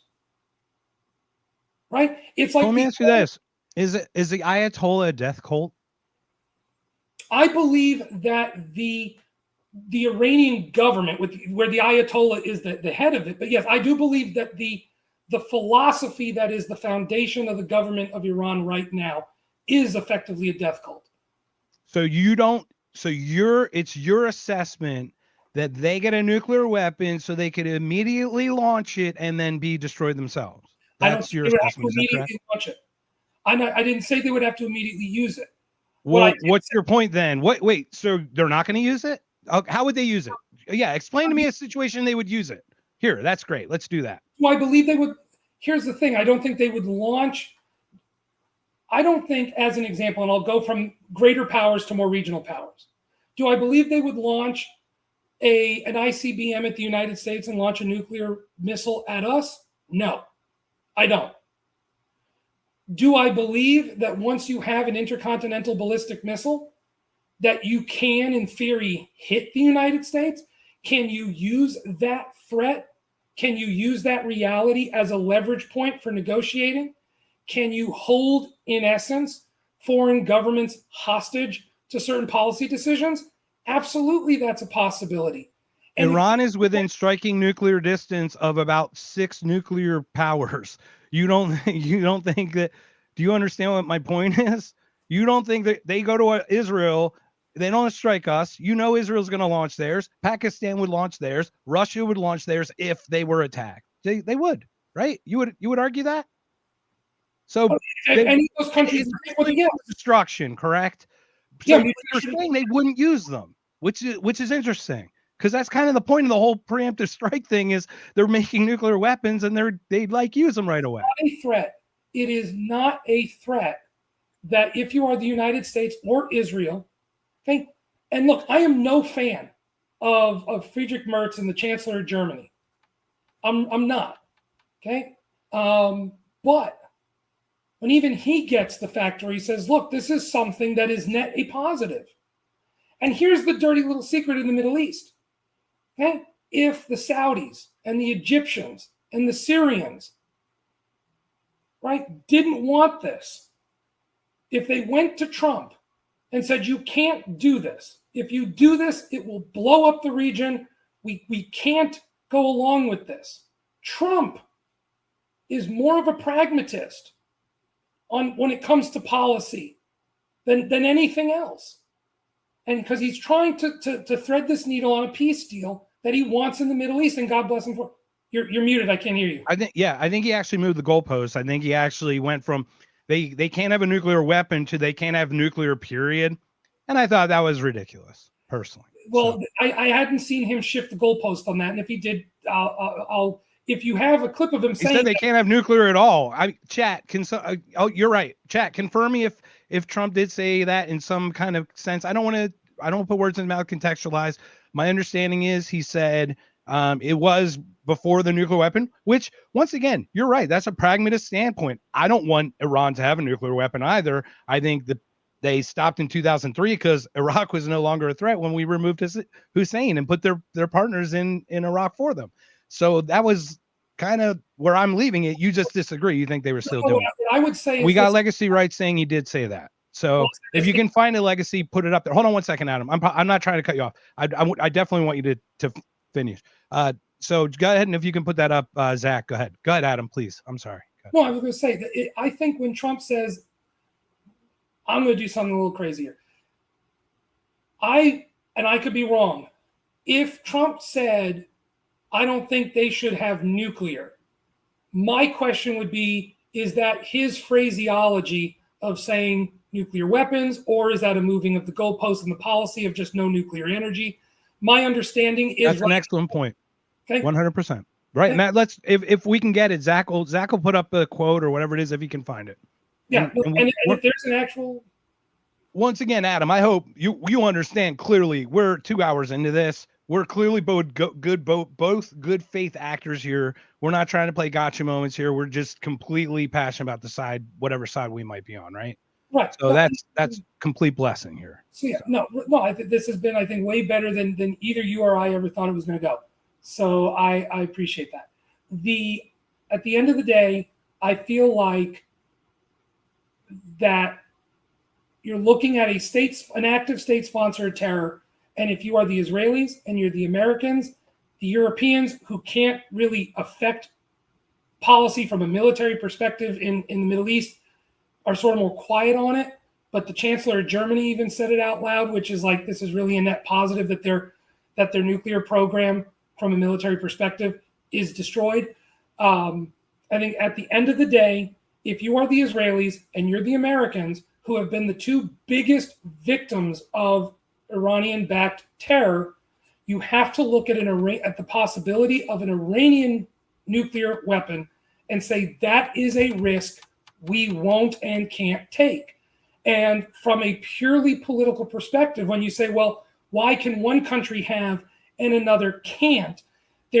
I can give you a truly cold political answer, which is that you have countries that have demonstrated that with nuclear weapons, they don't use them.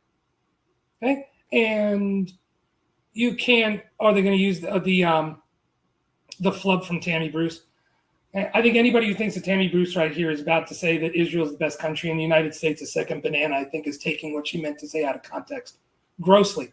But I'll quit playing. Yeah, we'll play it there, but I'm not done, my friend. I've got one right after that. If you just be patient with me, I've got one after that. So I don't know. Many people will be educated by this. Even my Horton ears, my friend. They're gonna love the next clip. Trust me. These are only two. Once again, we're good, man. But please continue. No, so I think at the end of the day, you have countries that are going to sit here and say we are not going to take that risk, and we have the ability to stop that risk from coming to fruition.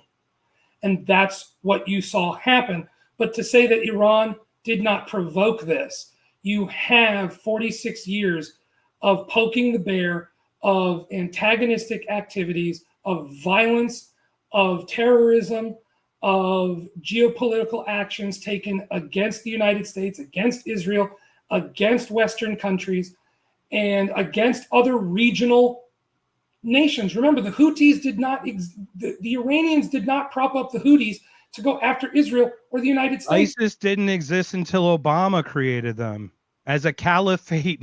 What I'm saying, okay, sure. No, what I'm saying is that the Houthis, I'm using the Houthis specifically for a reason. The Houthis specifically propped up by the Iranians to launch strikes into Saudi Arabia to disrupt Saudi oil production and to target and to rein in what they saw as Saudi influence in the region. That's what that was. So eventually, it's for Iran to sit back and say, how did this all come crashing down around us is beyond disingenuous. It is the consequence of, as I said before, it is the living embodiment of a policy of, I hate to say the phrase, fuck around and find out. It's like, how many times do you think this is going to happen? So I apologize. Let me stop sharing the screen so I can show your face. Let's get you back up there. Let's cover me. All right. I'm pulling this up because this question just came up from Chris Townsend 79. If you could do me a favor, Adam, if you could read that and then just please respond to it from that. Okay. As a fan of hypocriticals, Adam, what would the world be doing right now if Iran or any Arab nation had been killing Christians and Jews by the hundreds of thousands for the past 2 years? That's a great question, Chris, and let's actually address that because that is something that is happening around the world. Like Syria. Syria, just the other day, 23. When we put Al Qaeda in power, it still boggles my mind. No, but I'm just saying, 23 Christians were killed in Syria the other day, and there isn't a word about it, definitely not in mainstream media, very little discussion about it anywhere, about what happened. Almost on a daily basis, look at what is happening to the Christian population in Nigeria. Look at what is happening look what had happened to the Christian population in Sudan. And Zach mentioned that right there. If let's put that up there for a second as well. Right? So, and Iran, and to that point, Iran does fund Boko Haram. So Chris, to answer your question, and this is a sad This is a very sad reality. It is happening around the world, and your answer is right before you. Unless it smacks everybody right in front of their face, no one cares. And that is a very sad reality, because That is a reality. it is a Right. very They don't have a good PR department. It's not. And no, I'm just kidding. I was just going to make a bad joke, but Because I remember wouldn't do when Michelle Obama did her Bring the Girls Home thing, right? And because 13 girls were taken hostage, right? But no one ever talked about the fact that it kept going on. So the fact is that yes, there are Christians around the world in very unpopular, unknown parts of the world who are being targeted. And they're being targeted because of their Christian faith. And it's disgusting and it's terrible. Well, yeah, I would argue they're being persecuted for any other faith other than whatever they're forcing. No, but I'm just saying, but it's right. 100%. Right. And so your answer, Chris. I hope that answers. So I'm that answer, but it's what it is. I'm going to share this. I don't know if you do know this or not. I don't know how much looking into this you did. Chat might be interested to know this as well. Then what I'm going to do is I'll play that real quick clip, and then I'll play a little bit longer clip. Want you to talk about it. But we have very similar paths. My grandfather was a Nazi soldier, however. So he fought for Hitler. And then he, when they lost, he got to be part of East Germany, and then they escaped East Germany in 1953, 53, and then came to the United States in 55. So that it's not that dissimilar. I do have relatives from Poland. So your story is phenomenal. I do hope you write a book about it, or hope you've written some things about it for sure. The reason I'm so against the things that are the things I see are very similar tactics. Because if we do talk tactics, now I'm not going to get into that. I'm only sharing that's part of my part of my underlying reptilian brain is that can't happen again. It's like a Nietzschean staring into the abyss thing. So I'm just sharing where I come from. This is once again good faith. So I just want to clarify that. Everyone probably in chat knows that, but the horrors that your family went through, unimaginable. All that stuff, it's just awful. And I saw like in your bio that you're part of some Holocaust group membership, which is awesome. I'm glad you're keeping that in Washington, D.C. Yeah. The memorial. So I'm glad you're keeping that memory alive. So with that said, I'm just going to say, the X's don't own everything. X's don't own. Now, Candace Owens, I think she's got a bone. She's got a couple bones. Ian Carroll, they're loopy. They're really woo. They kind of make it hard sometimes. But I don't think Israel drive foreign policy for the United States. I do think that they absolutely direct it in the Middle East. So I'm going to share just this one clip of the one we just shared, which, yes, it is out of context, everyone. Okay. But still, the words were said. I mean, and she even smiles like she has to say it or else someone's going to take out her children or something. That's not what it was. Yeah, I know, dude, this is a pretty fun show. I played a Jon Stewart clip. Come on, man. Come on. We're glibbing around here. I'm happy to share it. So let me play that, and then let me play the next one, but I'll set that one up after I play this. Okay. So I really appreciate it. Thank you. All right, let me get this one. And once again, we're up to 170 people. This has been a phenomenal conversation. So I just want to thank everyone for joining. If there are any other questions, we'll do our best to try to get that going. Here's this clip now. The pride of being able to be here and do work that facilitates making things better for people. And in the greatest country on earth, next to Israel. It's an honor to be able to make a difference and to be able to speak in this regard with an administration that I love so much and that I feel genuinely represented by. It's a real honor. All right. So there's that. Do you want to just share some on that? It's clearly what she was trying to, what she said and how it came out and what she clearly obviously meant were two very different things. Clearly, she was trying to make the point that the United States is the greatest country on earth. And I think she was trying to say, and Israel is next to that. But no, I did not take that as some gotcha, aha moment. There it is. pull back the curtain and there you go. So that was my take on that. I think people who are saying this is an aha moment need to take a step back. Yeah, cool. And like I said, I was gonna play it. Obviously, gonna let you respond. It's so silly. These gotcha moments. Once again, this is how it is, right? So I'll pull that one aside. This one is very interesting. This isn't so gotcha. This is a reveal. Now, Scott Horton is only in the picture. I promise you, he's not talking. We don't have to hear any Horton ears uniting or anything like that assembling. But this is just a very interesting thing. Let me pull it up. Hold on one second. I do appreciate it. There it is. Okay. So if anyone's familiar with the 7 countries in 5 years, are you familiar with that document at all? No. Okay. Well, let's see what this is. I'll pick it up. Yeah. So basically, General Wesley Clark was in an interview years ago, and he says he was given this thing by Paul Wolfowitz called the 7 countries in 5 years about that Israel needs to remove. And let me explain that. Sorry, let me not say that. Let me strike that. That is not correct. I misspoke there. Let's listen to what he said happened and how it came to be. Now, you'll find the list to be very interesting because you could probably check it off and see where everyone has been and what we've done at whose behest from what the stuff comes up. So I'll let you listen, Adam. After that, I'm just going to stay on mute. And then once it stops, I'll hit stop. I'll just let you respond completely to this. The people in chat, please pay attention to the part where Piers asks Clark a question. Listen to Clark now. He gives up the game, in my opinion. Maybe opinions differ, but I just want to preface that. Okay. Thank you so much. I appreciate it, Adam. I'm gonna hit mute here.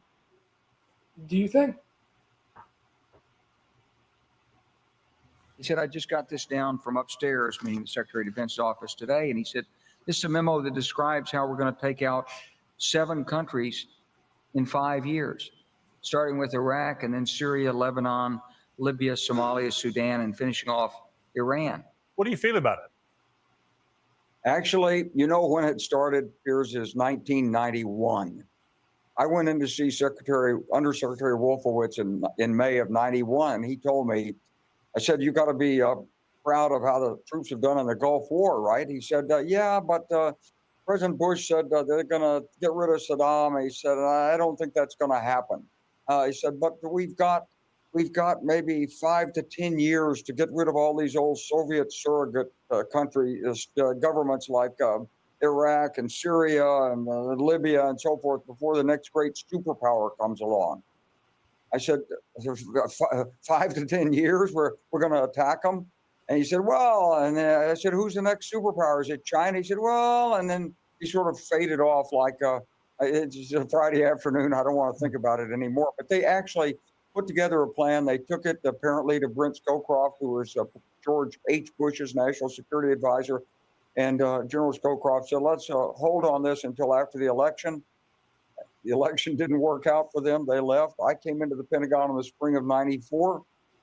They said, what's the national security strategy? I said, I don't know, but what about the stuff that Wolfowitz was proposing? Nobody'd ever heard of it. It got resurrected in a study that was paid for by the Israelis, Richard Pearl. And that's the study that said that if you want to protect Israel and you want Israel to succeed and have peace negotiations work, then you've got to get rid of the states that are surrounding on the periphery that are preventing Yasser Arafat from making an agreement. And so this led to all that followed.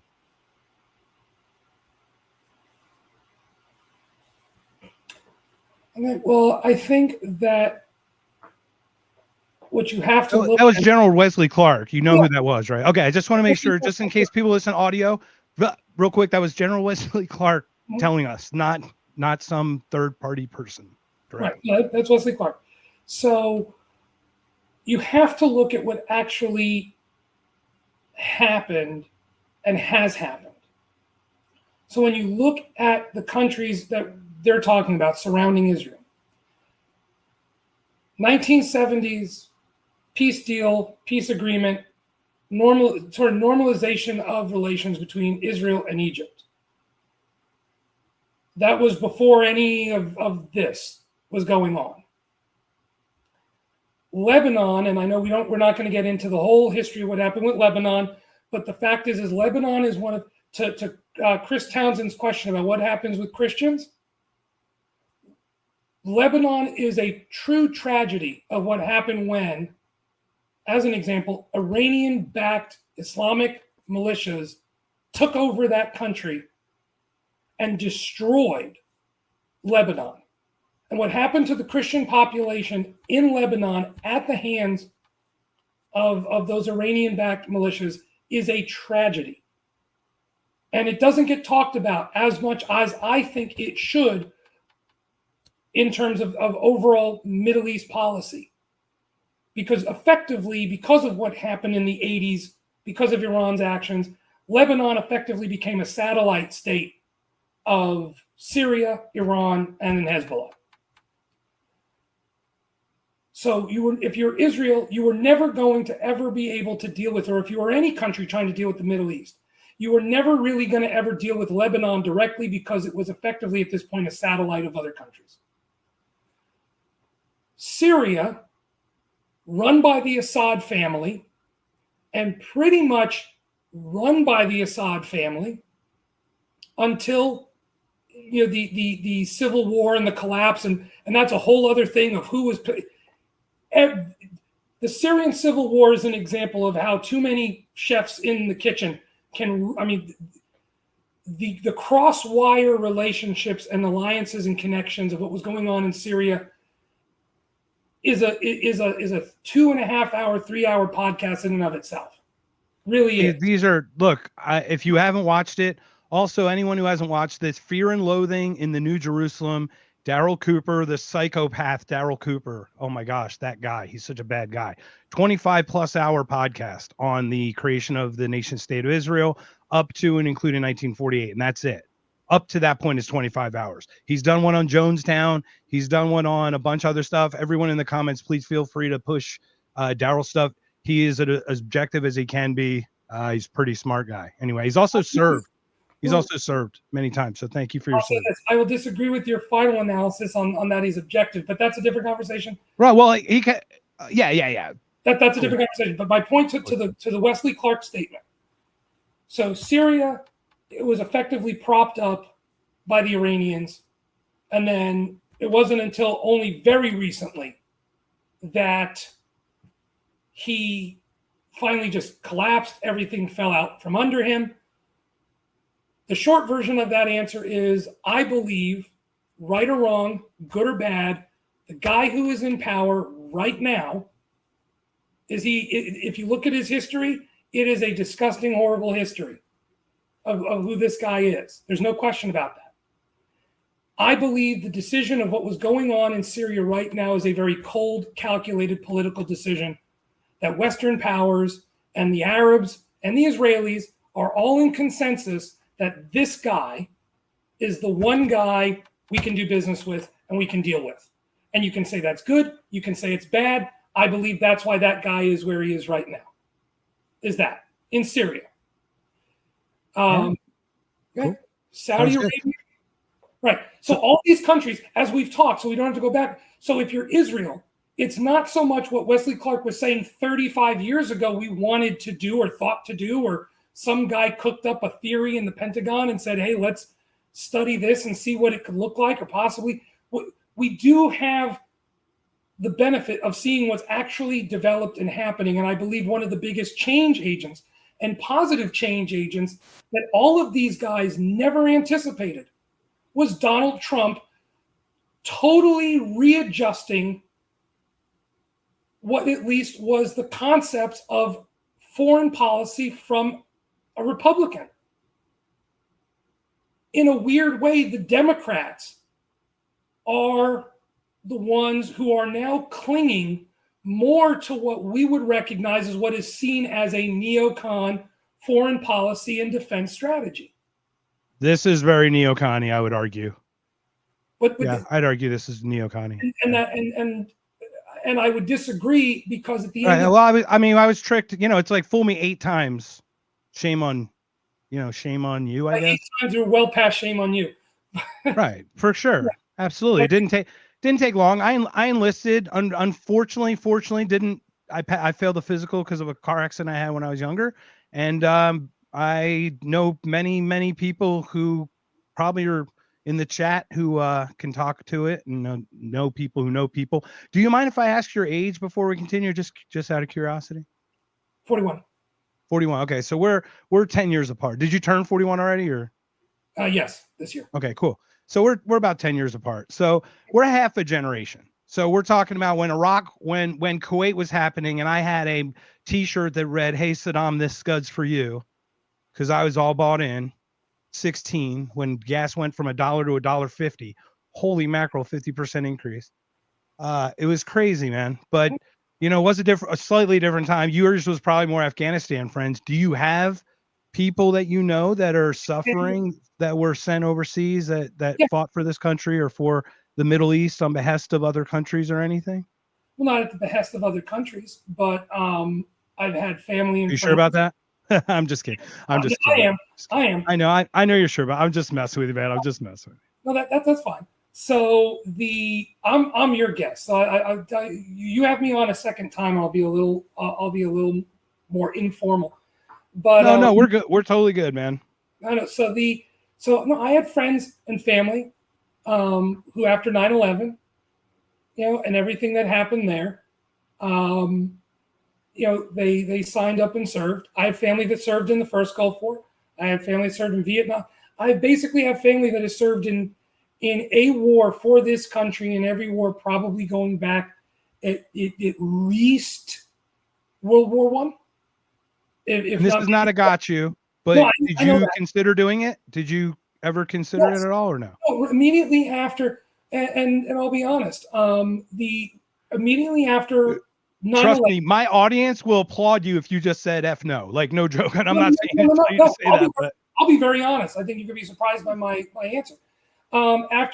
So immediately the day of 9/11, like a lot of Americans, I was like, I don't know who we're going to kick the shit out of, but we're about to kick the shit out of somebody, right? That was like the initial whatever. We did find a passport, that was really close. It was really that bad guy.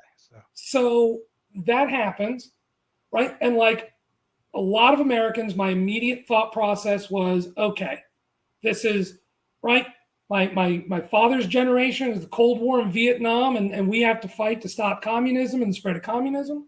My grandfather, my dad's father, right, joined and actually had joined before the U.S. got into. He actually had joined in the late 30s because of the Depression, and the Army Air Corps provided him food and a roof over his head and all that. My father joined the Army in 1959, the American Army, couldn't speak English. And it was a guy named Schwartz or Schultz that translated the sergeant's commands into Yiddish, which my dad could half understand. A mere 19 years after or 15 years after the absolute just worst stuff ever. So it's amazing. That speaks to humanity. Right. So what happened was I remember having a serious conversation with my parents at the time. And I had to show it. Jet fuel doesn't melt passports. Oh Lord. That's Zach. So it's about 9/11. So what happens is I have a conversation with my parents, and the biggest concern my father had was his experience in Vietnam, where he saw an American government turn what he said would basically turn on their own servicemen. Had created a situation where you don't fire until you're fired upon, to which my father would always say, dead soldiers don't return fire. And my father would tell the story about how when he joined the Army, it was a point of national pride. And by the time he came home, he was a baby killer. And it was, being a veteran was among the worst things you could be at that point in time. It's an awful thing to happen to the people who serve, considering the government gets them so young and they are not ready. Their brains are not. And that's why they get them so young, so they can really get them hoorah, young, energetic, ready to go. They don't realize what they're doing till it's too late. So that's just a perspective as well. So my father had a very sober conversation. He said, everybody thinks, you go to war and it's all great and all fun until, you're getting shot at and blown up and your government sits there and says, don't return fire. And we had a very, very sober conversation. I'm not someone who's going to sit here and insult those who have served and said, I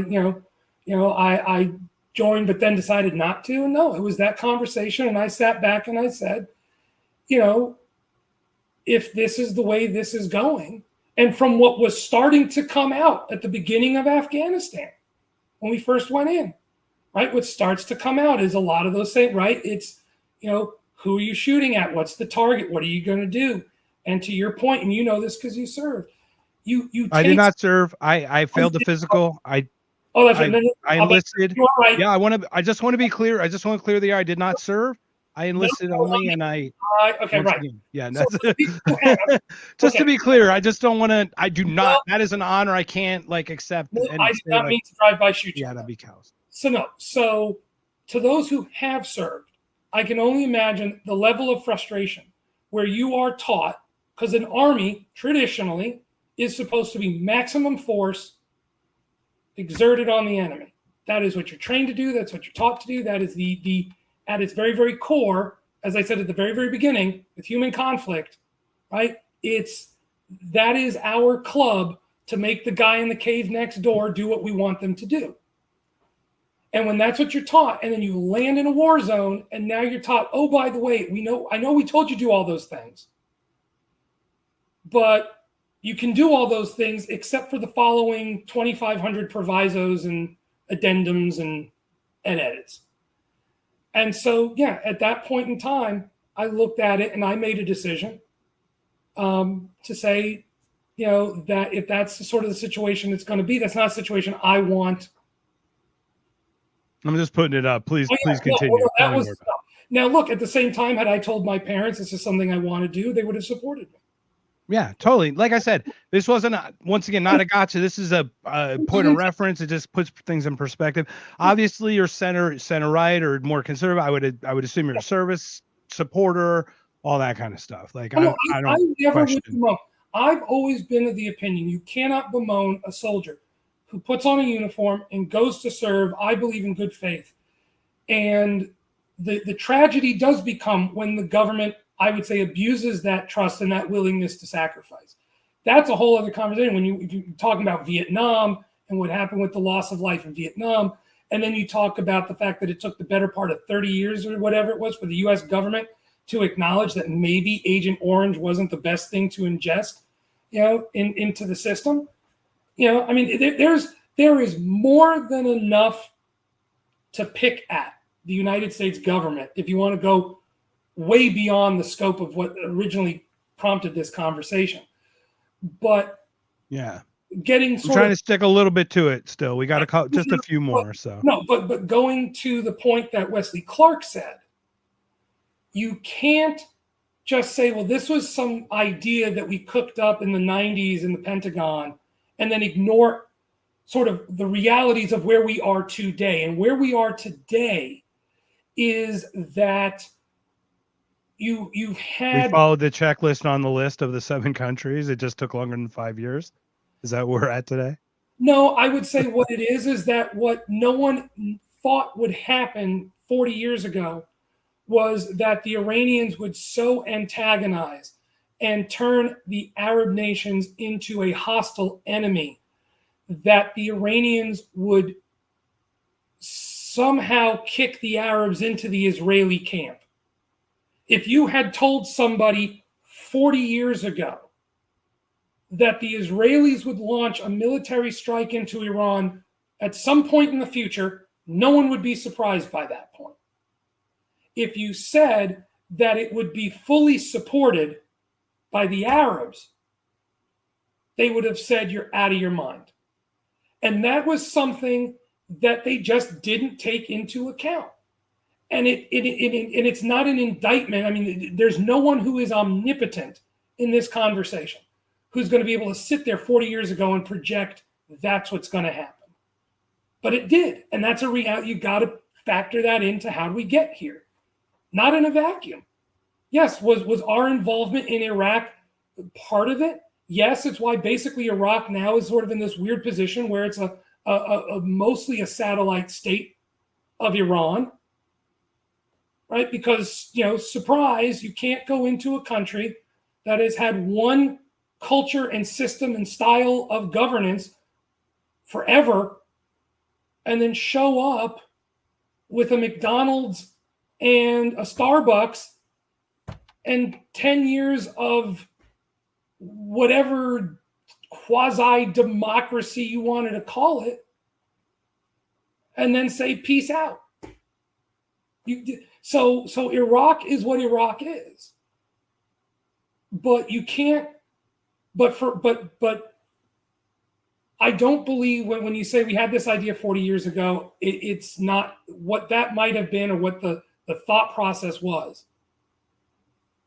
Look, right before World War I, the Germans had the better part of 16 different invasion plans that they had mapped out and hey, here's option A, here's option B. Let's game plan this out. Let's see if this works. Maybe we do this. And they rolled with the plan they rolled with. Yeah, I'll do a deep dive on the seven nations. I try to do my best on that stuff. So no, it's probably a very fascinating look, but you have to look at it also in the context of what actually did end up happening. Yeah, an Israeli study resurrected it, and then we followed it systematically, in my opinion. It just took longer because we're really inefficient. I mean, you wouldn't argue that.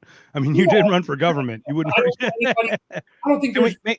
May we continue at least with the Mearsheimer? I want to look. I'm trying to get a diverse crowd of people here. We're trying to get a whole crowd here. So this is after the attacks. Now you are familiar with the John Mearsheimer. I had Jeffrey Sachs. I have a bunch of other guys, but Mearsheimer's great in my opinion because he's pretty blunt. I don't feel like he takes a side. He just goes. He's kind of like this is how it is kind of guy. He blames the Israel lobby and he says that Israel, he is one of those who has absolutely contributed to the narrative of the covert, the X's behind stuff. So and I am arguing that Israel are behind certain things. I don't dissuade from that. I just don't think it's an all thing, and I don't think it's like this whole thing. I do think it's just a cahoots thing because they're partners in crime. They're partners in crime. That's all. That's how I see it. What's that? Go ahead. I'm sorry. Goes in that direction of 6 degrees of Jews or 6 degrees of Israel is what that's more the direction he has gone throughout his career. Okay. And I'm absolutely I welcome your opinion of that. And like I said, I wanted you to share that, and I will absolutely give you the time to share after. Okay. As we have been for sure. So once again, look, we're at 189 people, guys. Can we get to 200? And we're at 2.5 hours. I think I'm getting texts from my girlfriend, possibly. Let's see. Anyway, let's see what's going on here. All right, let me play some Mearsheimer for us. Everyone, ask some questions. Thank you, everyone, for sticking around as well. You guys have been awesome in the chat. There were some really good questions. Adam, once again, thank you for joining us. You've been awesome in answering all those questions and speaking directly to the things. So let me hit Mearsheimer here. Okay. Professor, what do you make of Bibi's comments there and where things go from here? Well, I actually think he's delusional. This is after the strikes being the argument that we have solved the nuclear problem with Iran is wrong. And if anything, it's more likely than ever that Iran will get nuclear weapons. Almost everybody I know argues that if Iran wants nuclear weapons, there's nothing you can do to prevent them from getting nuclear weapons. They have so much know-how, they have so much capability, and even if we were to destroy all of the existing facilities, they could rebuild them underneath a bigger mountain and eventually nuclear weapons. And furthermore, when you attack them like this, you give them greater incentive than ever to actually go get nuclear weapons. Watching what's been happening, one says to oneself, why didn't they get nuclear weapons earlier? This wouldn't have happened if they had a nuclear deterrent.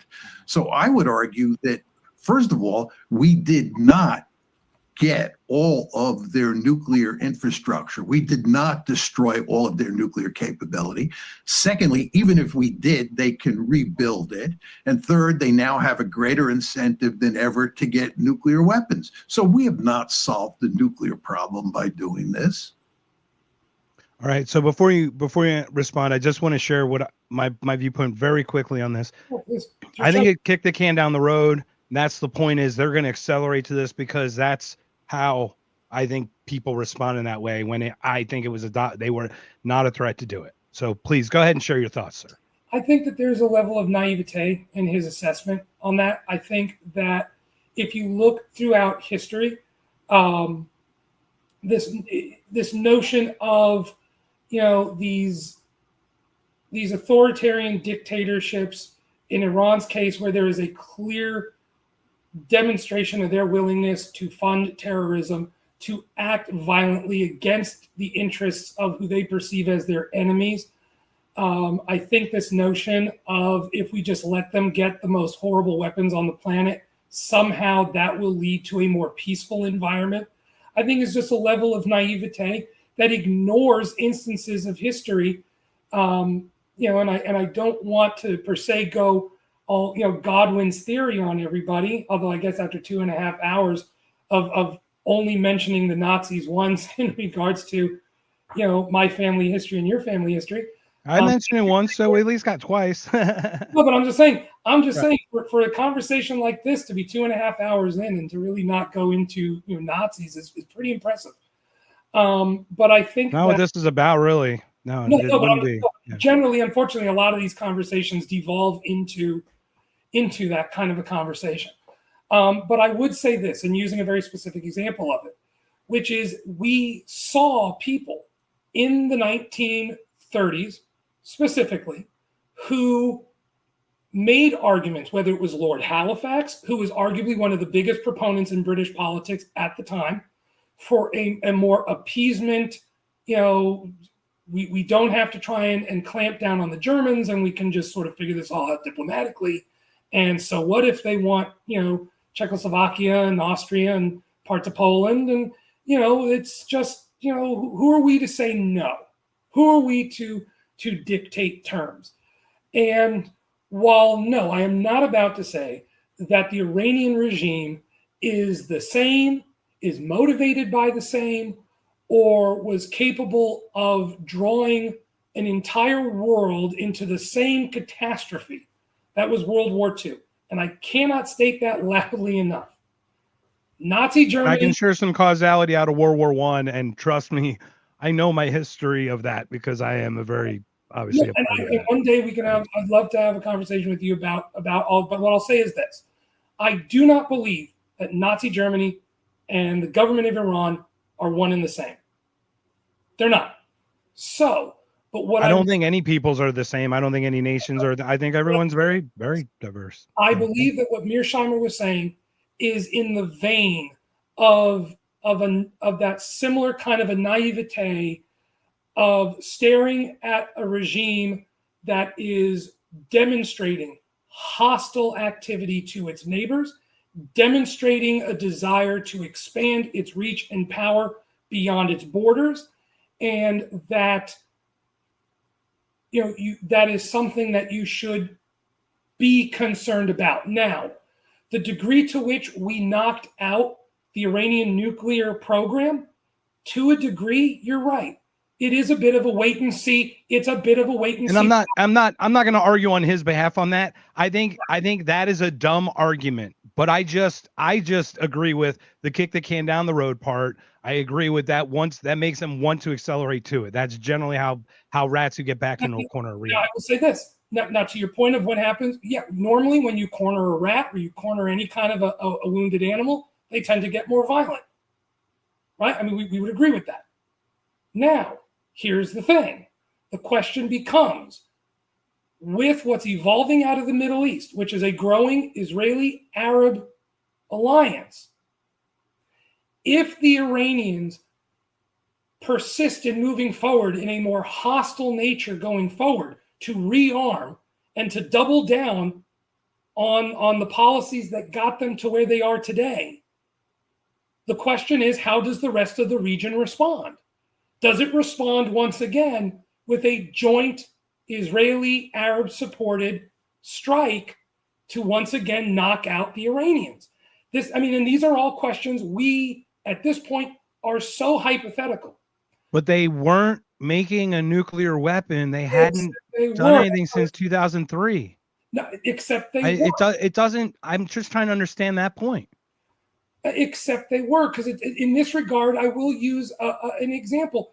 In the 1930s, the Germans were saying they're just private flying clubs. We are not building an air force, and we are not training fighter pilots, except they were, right? And so you counter you should counter the Director of National Intelligence, and you counter the IAEA that did confirm those two things very recently, within a few months ago.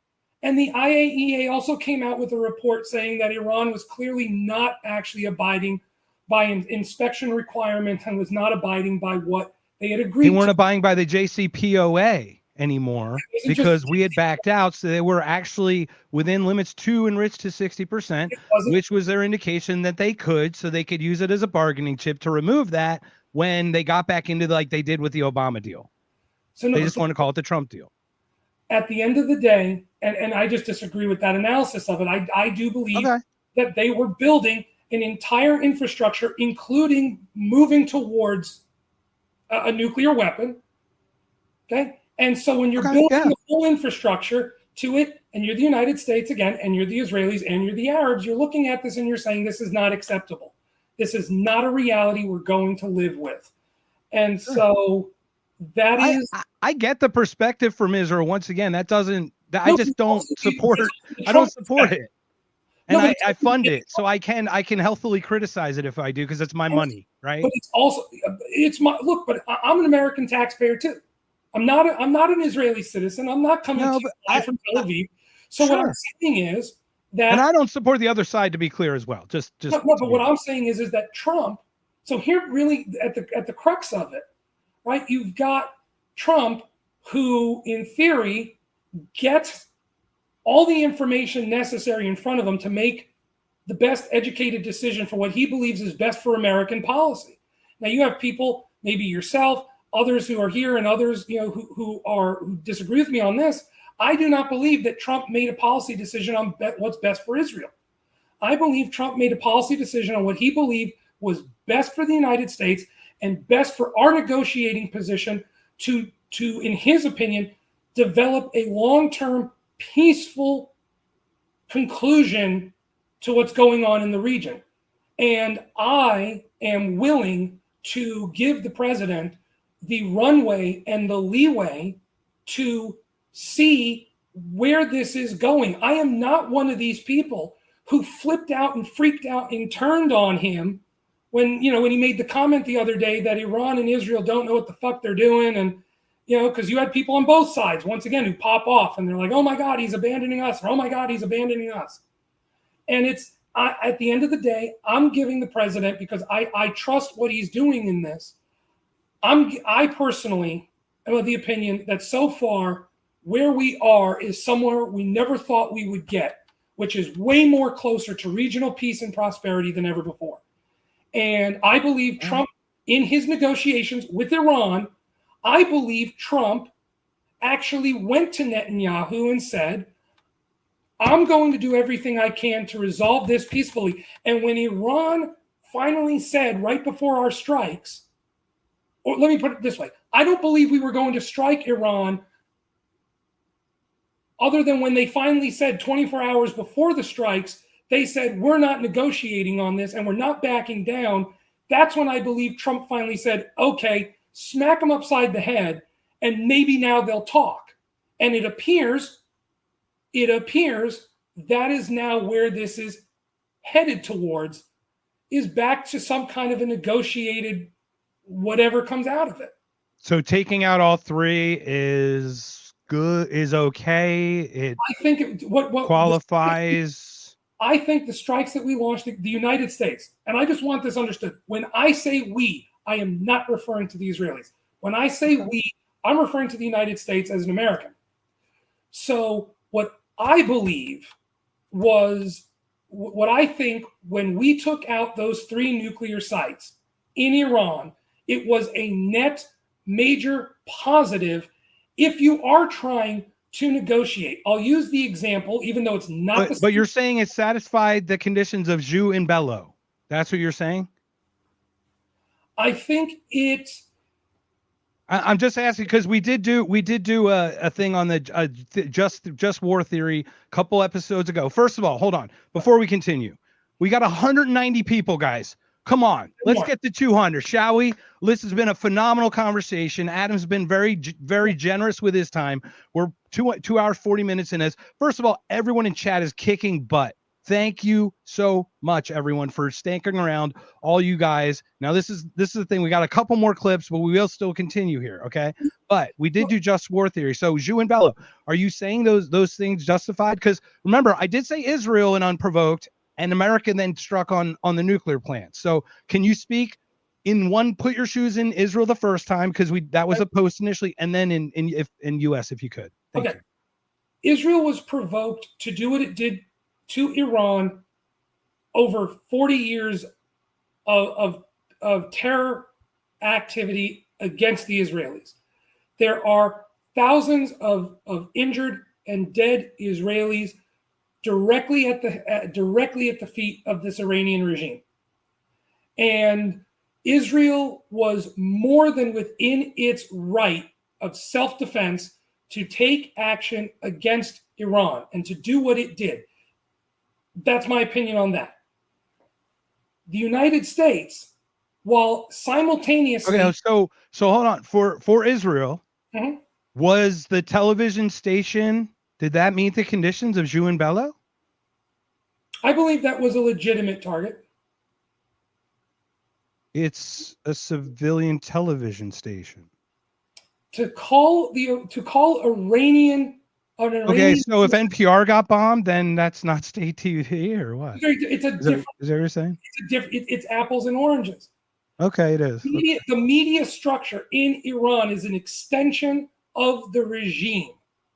It is. So if you are trying, okay, to rattle the regime to a point where it is willing to stop the violence and to stop what it's doing, then I believe, okay, I would say the most humane way to fight the war is to try and get it to stop as quickly as possible.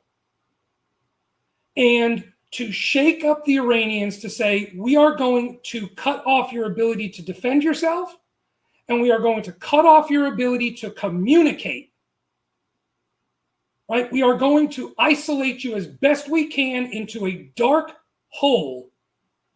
I believe that is justifiable in that instance. Yes. And I don't believe it would be the same as bombing NPR.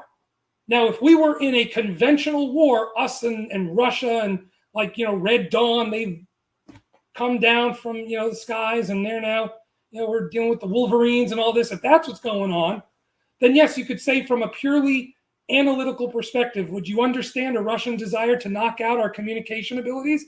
Yes. That's like a standard practice. I don't disagree with it. I just said it doesn't meet the condition of jus and bello in this case because it doesn't meet the proportionality of not being a military target. No, but I would say that's all I'm arguing. That's all. Nothing more. And we'll respectfully disagree on that. But I think well, that's all, and that's it. We respectfully disagree. Now, I've been teasing Horton too long, everyone. Horton ears, assemble. I think Mike's getting a kick out of it. Anyway, thank you to Justin once again for creating the Horton ears. So promise you, this is the last Horton clip. This is still about Biden. So I promise you, this isn't here to bash anyone. There's no TDS here. We're trying to show this is not. We want all the states to be like it's different. We don't want it this way. So I'm going to share this with you. This is a little bit older, but everyone pay attention. This is still with the Wesley Clark conversation, but this is Scott sharing a little bit about Middle Eastern policy and how that works. Now, once again, I know you'll argue a little leaning like Mearsheimer and once again, we're going to have people that have biases one way or another. We all do. So once again, we're all realizing this. None of us are immune to this. So let me share this and then we'll get your thoughts on this. Okay, sir? Okay. We just put Iran's best friends in power in Baghdad, Bush, before Barack Obama ever came to town. And if you go back, and I document this in my previous book, Enough Already, if you go back and look at the dawn of the intervention in the Syria war in 2011 and 12, it was the neoconservative war party that puts Israel first, that said, yes, we should support even bin Ladenites, even after September 11th, even after Iraq War II, where they killed 4,000 of our guys, of the 4,500 who died in Iraq War II, because they hate the Shiites more. They hate Iran, now Baghdad, Damascus, which is Alawite but allied with Iran, of course, and Hezbollah. That's the neoconservatives' enemy, is the Shiite alliance. But it wasn't Hezbollah that knocked our towers down.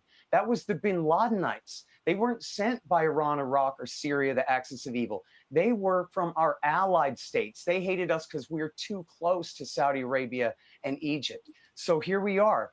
It's America's Sunni alliance versus Iran's Shiite alliance. And America is back on the side of al-Qaeda, and because of the interests of a foreign power. And quite frankly, it's treason. Joe Biden announced he's going to give aid to the new bin Ladenite government in Damascus now, yesterday. It's incredible, but that's the answer. That's why. Okay. All right, sir. So please feel free to share any thoughts you have on that. Some of what he's intimating is kind of what we've already talked about, right? Which is this shift in what was going on in the region between what he's referring to as the Sunni alliance and the Shiite alliance. And to some degree, Middle Eastern politics, and this is not news, it would be wonderful if it was like Nazis good, allies bad, everything makes sense. No, nation states are all bad. We get it. We're going to get kudos down there. I guarantee we'll get some likes for that one. But what you have at the end of the day is not all countries are equal. Not all countries act equally. And like I said, it goes back to principles and character of what's driving these decisions. Now, that being said, it's not lost on me that 19 out of 20 9/11 hijackers from Saudi Arabia. Okay? I understand there's some people in here who are going to disagree on my analysis of 9/11, and that's a whole conversation for another day. We can speak 9/11 because 11 of the 19 per Scott Horton in his book Provoked, by the way, everybody getting bookstores, we globalized bin Ladenism. It's a whole thing. But to my point, when I mentioned way earlier, right, that if you asked your average congressman in 1980, 1981, what do you know about Afghanistan? What do you know about what's going on in Afghanistan? What do you know about Arab and Iranian policies, not in the part of the Middle East that we're most familiar with, but what do you know about Afghanistan? And the answer for most congressmen would have been nothing. And so there's no question. There is no. They still don't. I mean, we do know Ted Cruz just wants to bomb the F out of everything. And that's not even a joke. He's an isolationist hawk. Is that what he called himself? Whatever. Anyway. I know. I have to throw that in there because we still have a fun, entertaining program to an extent. Not that this isn't fun and entertaining. No, but what I'm saying is that the United States policy in Afghanistan was mono-focused. Defeat the Soviets, nothing else matters.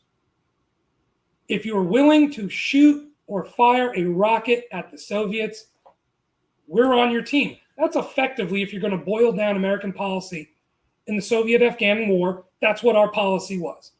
Yep. We moved them up in Serbia, and we moved them up Yugoslavia and Bosnia, and we had them fight up there for us. Yeah, I know. So the American policy in Afghanistan was exactly that. Bin Laden, okay, because look, I remember, right, for those who are old enough to remember, okay, the conversation, once we figured out bin Laden's involvement, it was, oh, these are the same guys we armed in the 80s. That wasn't a hidden fact right after 9/11. That was very much in the open and discussed, almost as like a, well, go figure. Right? It wasn't like this was some hidden, nefarious, no, we didn't. I remember the conversations going on in the news, in public, was, oh crap, we really actually did step on ourselves this time. Okay, I remember. Now it's been edited since, but this is a fun little factoid. If you can find an unedited version of the Rambo movie where he's in Afghanistan, at the very end, right before the end credits kick in, there's a small message saying God bless and good luck to the brave Mujahideen fighting against Soviet oppression. That was in the movie. We were hook, line, and sinker bought in that. There's no question about that. But so I'm not disagreeing with the fact that there was a split between Sunni. First of all, how dare you call out my age by telling me, because I watched Rambo in the theater. Secondly, I have an actual laser disc where Han, not only did Han shoot first, he's the only person who did shoot. Get out of here, people. Thank you. I just wanted to clarify that. Please continue. I just have to interject there because we will be cutting this very short, everyone, but please continue, Adam. No, I know we're going to be wrapping up. That's on me. And look, I'm honest. This No worries. No, this has been pleasure. Trust me, everyone in chat's had a great time. Before we continue, let's just do it now. Before we continue, we've got 200 people on, 190 people. That is awesome, guys. Do us a favor. Go on If by Whiskey. Go on Knocked Conscious. Please go on Rumble. Everyone on Rumble is so active in the chat. Thank you so much. Just follow, click, follow. Tomorrow, we've got a special 6 p.m. Eastern time with Howard Bloom. That's going to be a blast. Unfortunately, I have to cut that short. It can only be an hour and a half, which Howard and I have gone, we've gone over 3 hours, I think, before. So that's going to be interesting. But secondly, right after that, I jump right in the green room for Freedom Uncut. His and Terry Betts, where's she at? Is she still in the chat? She maybe had some popcorn, took a nap. I don't know. She's awesome. Thank you so much for inviting me. Are you smarter than a politician? I'm still not sure how I'm going to play this. We're going to see which way I'm going to do it. But those are the things that are going on. And then Monday, we're going to play another 30-minute clip because it takes us 30 minutes, takes us 2 hours to go over 20 minutes of Jordan Peterson and Sam Harris shenanigans. So we're going to do that thing. Adam, once again, thank you for joining us. Before we continue and close it, do me a favor, share all your information. How can people get a hold of you and, your business and all that stuff, please? Well, look, I mean, from a business perspective, I'll just, to the shout out to the real estate business, we've got Expert Realty. It's been a family business for just about a little over 100 years. We work the entire Phoenix Metro Valley area. And, I'll say this, we've been at it for quite a while, and I'd like to think that we're very, very good at it. We also do have Broadway Property Management for people who are investors who do not want to get bogged down by all of the minutia and the garbage of having to vet tenants and manage properties and deal with contractors and all that stuff. That's all stuff that we do. Like I said, we've also done separate from that, totally different. If there's anybody out there, we actually, I've had a public relations company where we do help businesses that are trying to figure out their messaging, trying to get into whatever specific market demographic they're trying to hit. We've done all of that. I know we didn't really talk about it too much, but I've also had the pleasure or displeasure of working on campaigns and dealing with politicians and dealing with candidates. And I didn't want to bring any of that up because it would have started some ad hominem stuff because I pooped my pants before. So yeah, but look, I'll be the first. What I mean? When you ask the question, are you smarter than a politician? I will say this. I will say this. I've met my fair share of politicians where you can honestly sit back and really do wonder, how do these people actually tie their shoes in the morning, let alone do their job? So I do want to say, though, as a quick aside, because I've always had this thing about not necessarily always just, tooting my own horn, but I do appreciate you giving me the chance to say that. Obviously, I'm on Facebook, I'm on Instagram. I am not the most socially media active person. I follow, I watch, I'll comment from time to time. If something kind of just, fastball goes right by my nose, I'll respond. Generally, I am one of those people where I tend to prefer a face-to-face conversation or something like this. I find it that it's easier to have these conversations in a more intellectual way when it's face-to-face. and not just texting back and forth and messaging back and forth. Like I said, I figured this was going to go one of two ways, either as well as it has here, and I'm really thrilled it did, or I figured, hey, this is going to be 15 minutes. You're going to call me an asshole. I'll call you a prick, and then we'll go about the rest of our day. So it worked. It worked out really well, and great. I'm thrilled about that. And I hope there'll be other opportunities to come on. Like I said, I say what I believe with my chest. I don't back down. I don't equivocate from it. And like I said, as long as the punches stay above the belt, then I don't care. I thought a lot of the, what I've seen as far as comments from people, generally been pretty good. I appreciated some of Chris's comments, especially the Christian comment. I saw one comment said, did he say, fuck, because his loyalty was possibly thing. I think sometimes people forget, and I'm originally from New York, and I'll say this. I don't think it was that his loyalty was tested. Look, we've all Great question, by the way. Great question, by the way. It was. Do you mind reading that? Do you mind reading that off? I'm sorry. Just because we do have a pod, we do have audio. So please go ahead and read that, Adam, before Trump unleash F-bombs because war sucks, or was it because his loyalty was tested when neither side didn't do exactly as he said, exactly when he said it? I actually think it's way more simple than any of that, Chris, and it is a great question. I think it's very, very simple. Everyone listening, and Mark, you and I, we've all been here. You're exhausted, you're tired, you're frustrated, you've got a million other things. Trump does not want to deal with this. People forget, Trump was really ecstatic, I believe, with watching how he was winning the immigration debate with all the nonsense going on in California and Gavin Newsom looking like a fool and all this stuff.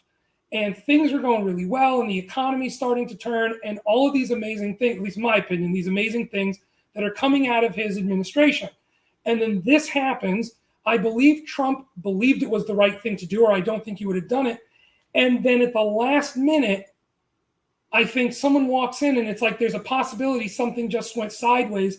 And like every one of us has done in our life, you just say, oh, for fuck's sake, can everyone just shut up and go to your corners? And I really think it was not some deep policy thing, because I'm pretty sure that with either right before that or probably within a couple minutes.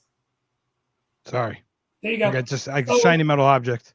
There you go. So I would say probably within a handful of moments after he got on Marine One or on Air Force One, he was on a phone call with Netanyahu, and he was on a phone call with whoever we're talking to talk to the Iranians and say, look, we all agreed, we got to the finish line, stop this. Just knock it off.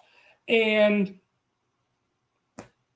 you can read that one as well, just because we got a great audience. Justin, thank you again for joining. No, that's really great. Thank you very much. It has been a better and more informative conversation than I expected. Great job, Adam and Mark. Trust me, Justin's a good guy. He and I go way back, and I feel like he and I are very similar and have just a few slight differences, and that's all it is. No, look, it's been really, really great. And I think, like I said, at the end of the day, there is so much. I'll say this: this conversation doesn't happen if you're not receptive to it.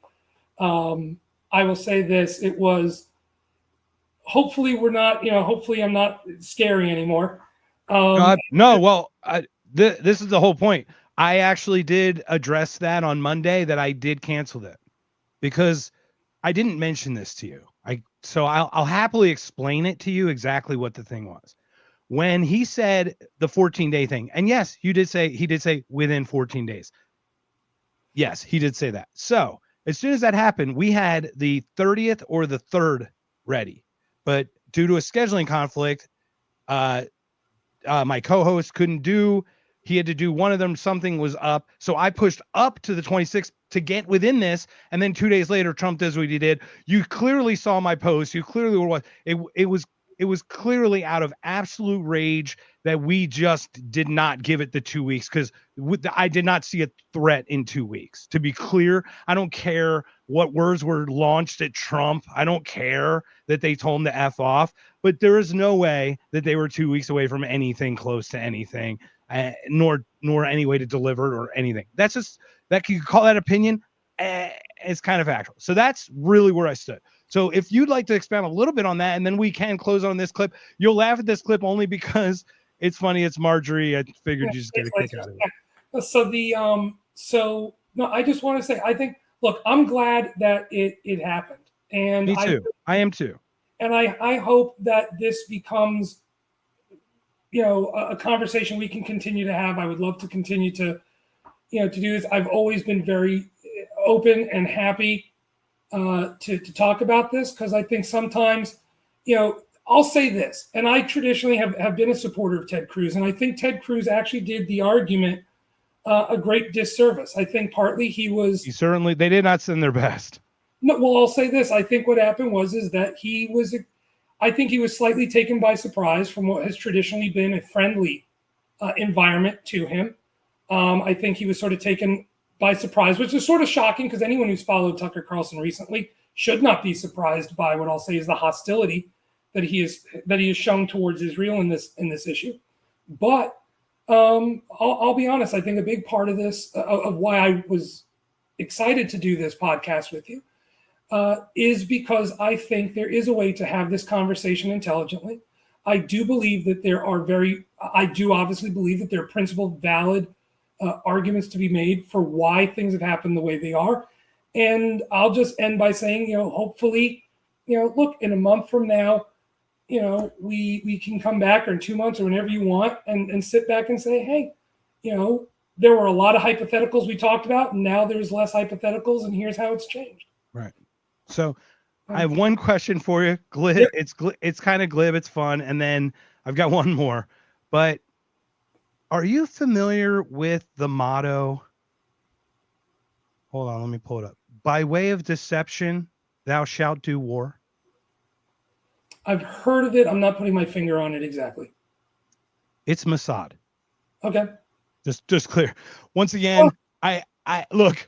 I don't want to get to. I'm not accused. There is no accusation. I'm going to give you a glib response back. If you are a spy agency, can you come up with 3 better mottos than that? Yes. Sneaky AF. Be sneaky AF. That's all. I'll give you that one. Don't say shit. I'm just. All right. So do you mind reading that one, Adam, as well? Just once again, we've had such a great discourse here. Check this out, please. No, this is what we need. Discord. No, exactly. No, I don't think we actually name called it all. No, not a single time. It's been great. Not a single time, you. No, anyway, so there's we're not going to do that. It's ridiculous. That's a little Goodfellas humor. I love it. Please do that. Justin, thank you. First of all, everyone's been awesome in the chat. Now, I'm going to play this, Adam, and then I'm going to jump off. Who said go get your shine box? Yeah. So I'm going to play this. And then I'm just going to jump off, everybody. I'm going to end stream. Please stick around, Adam. We'll just have a 2 seconds off, because I think I'm going to get killed, because we're over 3 hours here, everybody. We reached 191 people. We reached 20 so people up to in Rumble at one point. Thank you, everyone. Please look for Adam Stevens. There's back and forth. Look for me on Facebook through Zach. Legacy Zach's there. Legacy Right. You got other people that go on there. Once again, Freedom Uncut tomorrow. Are You Smarter Than a Politician at 8 p.m. Eastern, 5 p.m. and Howard Bloom at 6 p.m. With us. Adam, thank you again. I'm going to play this quick. Marjorie Taylor, please. This is complete joke, but this is my absolute closing argument. It's the best I can do. I did not send my best either. I promise you. I didn't sleep better after neocons and warmongers talked this administration into entering a hot war that Israel started after Netanyahu barely won a vote. Steve barely won a vote by 2 votes in order to stay in power the day before Israel attacked an unprovoked attack Iran. Unprovoked attack Iran. There's my closing argument, Adam. We can joke about it. It's not a winner. Sir, it's been an absolute honor. Thank you so much for joining us. Everyone, this has been a Knocked Conscious. This is very different than many of the ones we do. So thank you again for Adam for making this a unique experience for us. No, hey, I'm excited. Thanks so much for having me here. I hope this is the first of many conversations together. Cool, man. Thank you so much. Take care, everybody. Please join us, follow us, all that good stuff. Thank you, everyone, for sticking around for 3 hours. Almost 200 people. We almost made it. I guarantee we'll be over 200 by tomorrow. But thank you again. I am beyond grateful because these kinds of conversations need to absolutely happen. We have two people that came from completely different perspectives. We're not talking past each other. We're talking like Venn diagramming of each other. That's kind of where we're at. So we got to do more of this because many people meet in the Venn diagram parts. They don't meet in those outlier areas. So I'll just say it's been great for your ratings. That's all. There you go. Perfect. Adam, ratings. thank you again. I'm going to end the stream. Take care, everybody. We'll see you tomorrow, Friday, the 27th of 7th of already June. Jeez. Anyway, 27th of June at 6 p.m. All right. Take care. If by whiskey, everybody. Take care.